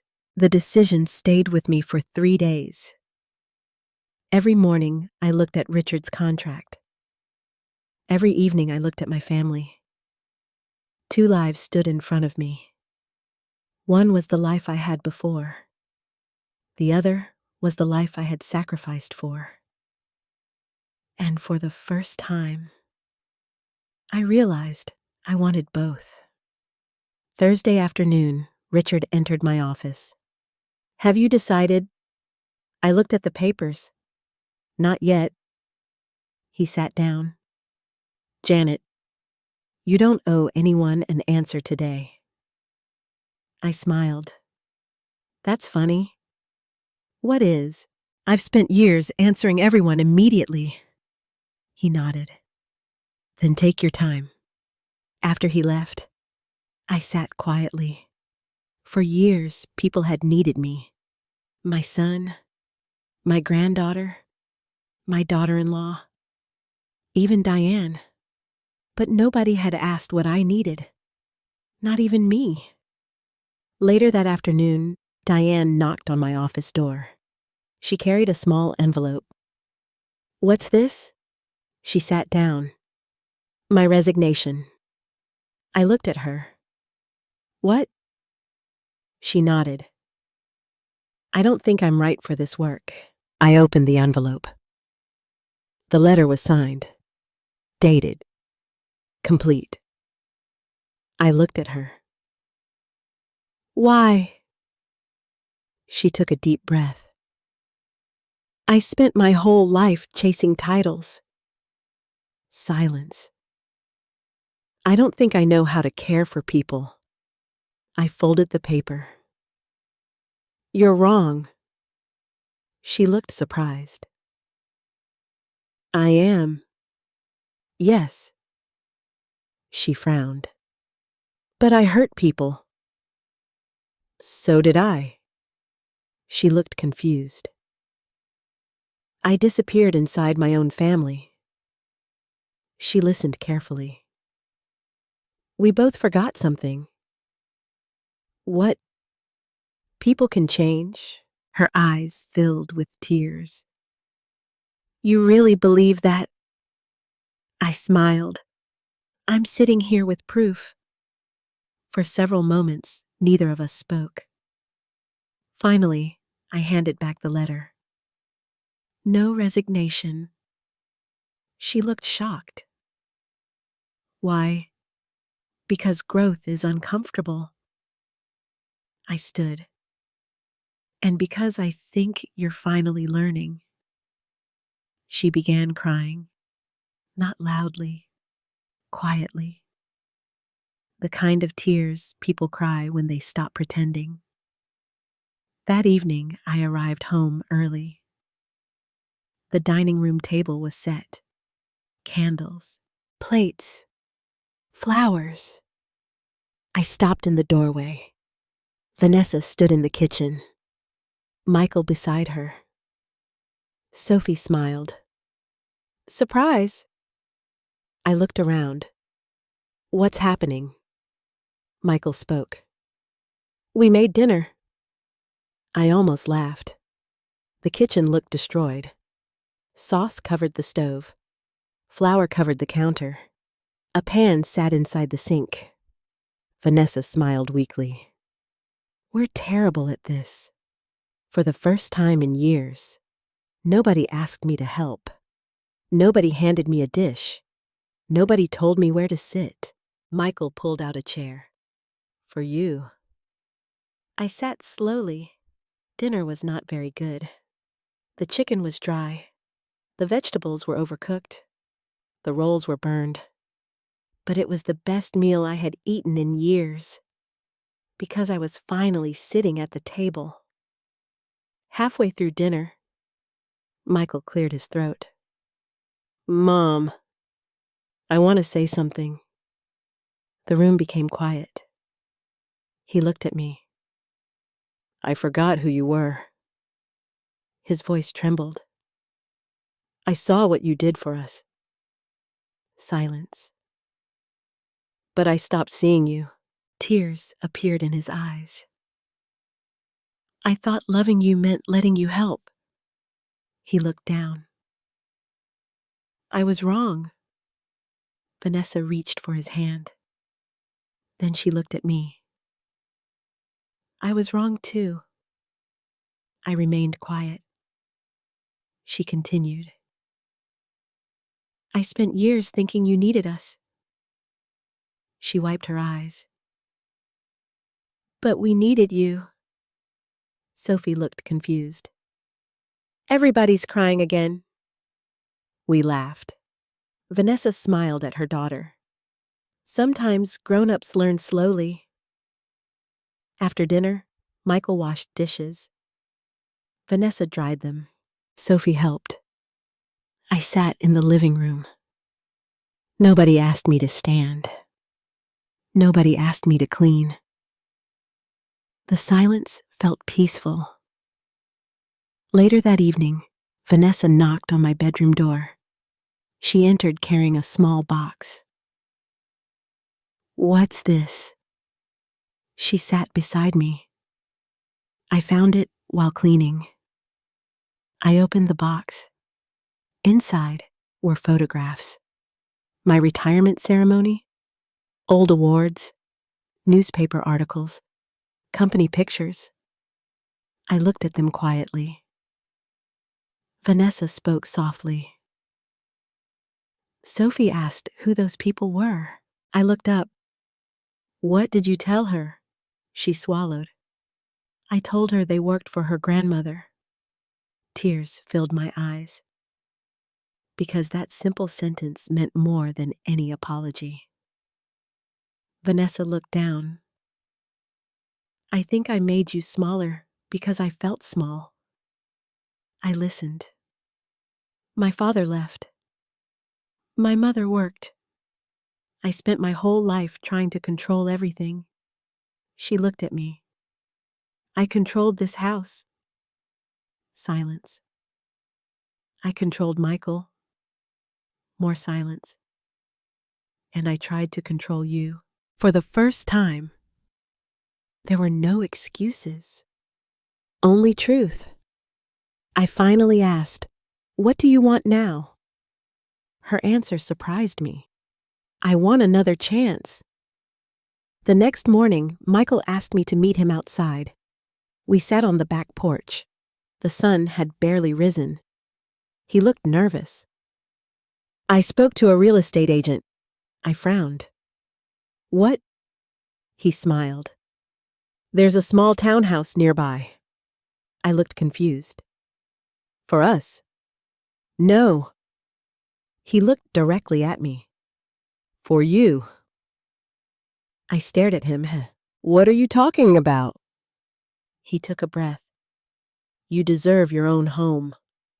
Tears filled my eyes. You want me to leave? He immediately shook his head. No. His voice broke. I want you to choose. The same word Vanessa had used.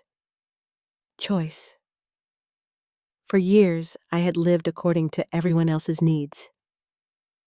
Now my family was finally giving me something they had never given before. Freedom. That afternoon, I met Richard. I signed the 6-month extension. Travel, leadership, consulting, the next chapter of my career. But when I returned home, I found Sophie sitting on the front steps. She smiled. Grandma. Yes. Are you still my grandma if you move? My heart broke. I sat beside her. Always. She thought for a moment. Can you still visit? I kissed her forehead. Every week. She smiled. Okay. Then she said something that changed everything. Because now Mommy shares you. I looked toward the house. Vanessa stood quietly in the doorway. Tears filled her eyes. Because even a 5-year-old understood what the adults had finally learned. Love is not ownership, and family is not service. 3 weeks later, I stood inside a small townhouse 15 minutes from Michael's house. Sunlight entered through the front windows. The living room was empty. The walls were bare. The kitchen was small. The bedrooms were quiet. And for the first time in many years, every room belonged to me. The realtor smiled. What do you think? I slowly walked through the house. No toys, no laundry baskets, no dirty dishes, no expectations, just silence. I smiled. I think I'm home. The closing papers were signed 2 weeks later. Michael helped me move. Vanessa helped pack boxes. Sophie carried stuffed animals from room to room. Nobody cried, at least not at first, because this move felt different. I wasn't leaving the family. I was returning to myself. The morning I moved out, Michael carried the last box into my car. He looked around his driveway. I still can't believe this. I smiled. Neither can I. He became quiet. I wish I had seen everything sooner. I looked at my son. You're seeing it now. His eyes filled with tears. I lost years. No. He looked confused. What do you mean? You still have time. He hugged me tightly. For the first time in years, I felt my son holding me instead of leaning on me. That mattered. Very much. Vanessa walked outside. She looked nervous. She handed me a small envelope.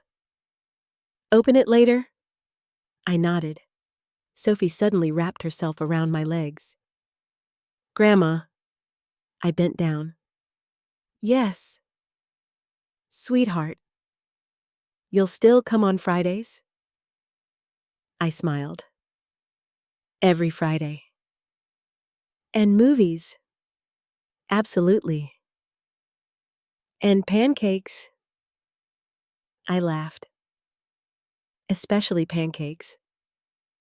She seemed satisfied. Okay. Children understand something adults often forget. Love does not require living in the same house. That afternoon, I sat alone inside my new home. The silence felt strange.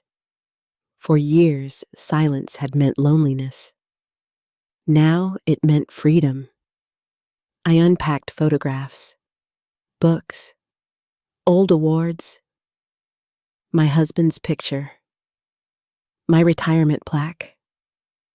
The pieces of my life slowly returned. Then I opened Vanessa's envelope. Inside was a handwritten letter.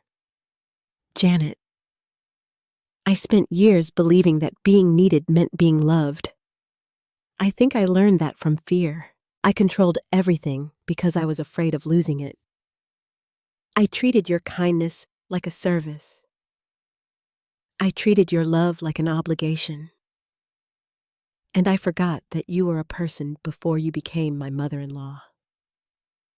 I know an apology cannot return your years, but I hope my actions someday can. Thank you for loving Sophie. Thank you for loving Michael. And thank you for giving me a chance to become a better woman. Love, Vanessa. I read the letter twice. Then I cried. Not because the pain disappeared, because someone had finally understood it. At work, things changed too. Diane improved. Slowly, patiently.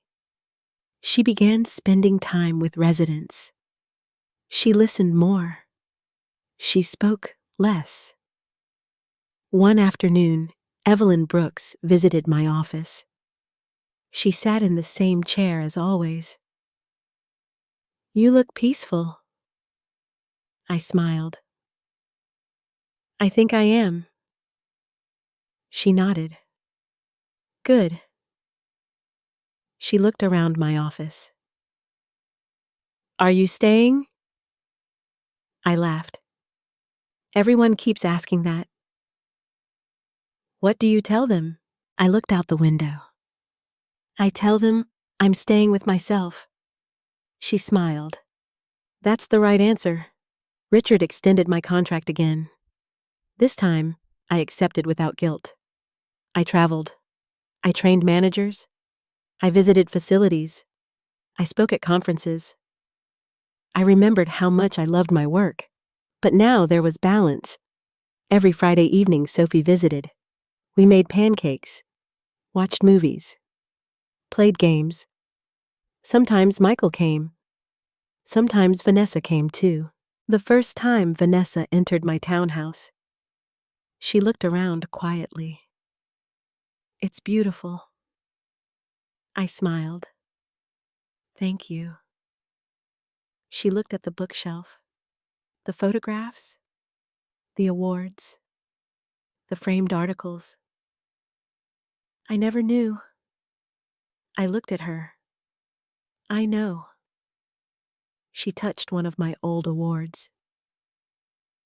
You really were incredible. I laughed softly. I still am. She smiled. Yes. For the first time, there was no guilt between us. Only honesty. Months later, Michael and I sat on my back porch. The sun was setting. He looked relaxed, healthier, older somehow. I went to counseling. I smiled. Good. So did Vanessa. I nodded. He looked at me. We're learning. I took a sip of tea. So am I. He looked confused. What are you learning? I thought for a moment. That mothers are allowed to have lives. He smiled. You always did. I shook my head. No. I looked toward the garden. I just forgot. A few weeks before Christmas, Diane invited me to lunch. She seemed different. Softer. Calmer. She looked at me across the table. I spent 60 years trying to impress people. I listened. And you spent 3 years trying to please people. I smiled. We both failed. She laughed. Maybe. Then she became serious. I want to thank you. For what? She looked directly at me. For not humiliating me. I thought about that. Because I could have. Very easily. Instead, I answered, I wasn't trying to win. She nodded. What were you trying to do? I looked out the restaurant window. I was trying to remember my worth. And perhaps that was the real ending. Not revenge, not punishment, not humiliation. A woman who spent years becoming invisible finally saw herself again. On Christmas Eve, my family gathered at my townhouse. Michael cooked. Vanessa brought dessert. Sophie decorated cookies. At one point, I stood quietly in the kitchen, not washing dishes, not serving, simply watching. Vanessa walked beside me. You okay? I smiled. Yes. She looked around. I think this is how it should have been. I nodded. Me too. Later that night, after everyone left, I turned off the lights. I looked around my home, my life, my future. And I finally understood something. Growing older does not make a woman less valuable. Retirement does not erase achievement. Kindness is not weakness. And being a mother does not mean disappearing. Sometimes the greatest act of love is teaching people that you matter too. Janet Crawford's story reminds us that love should never require a person to disappear. A mother can give everything she has: her time, her patience, her strength, her tenderness. But that does not mean her family has the right to take her for granted. Kindness is beautiful. But kindness without boundaries can quietly become suffering. Sometimes the people closest to us stop seeing what we sacrifice because our giving becomes familiar. A warm meal becomes expected. Free childcare becomes normal. Silence becomes permission. And before anyone realizes it, the person who once held the family together begins to feel invisible inside the very home she helped protect. But Janet's journey also teaches us that it is never too late to reclaim dignity.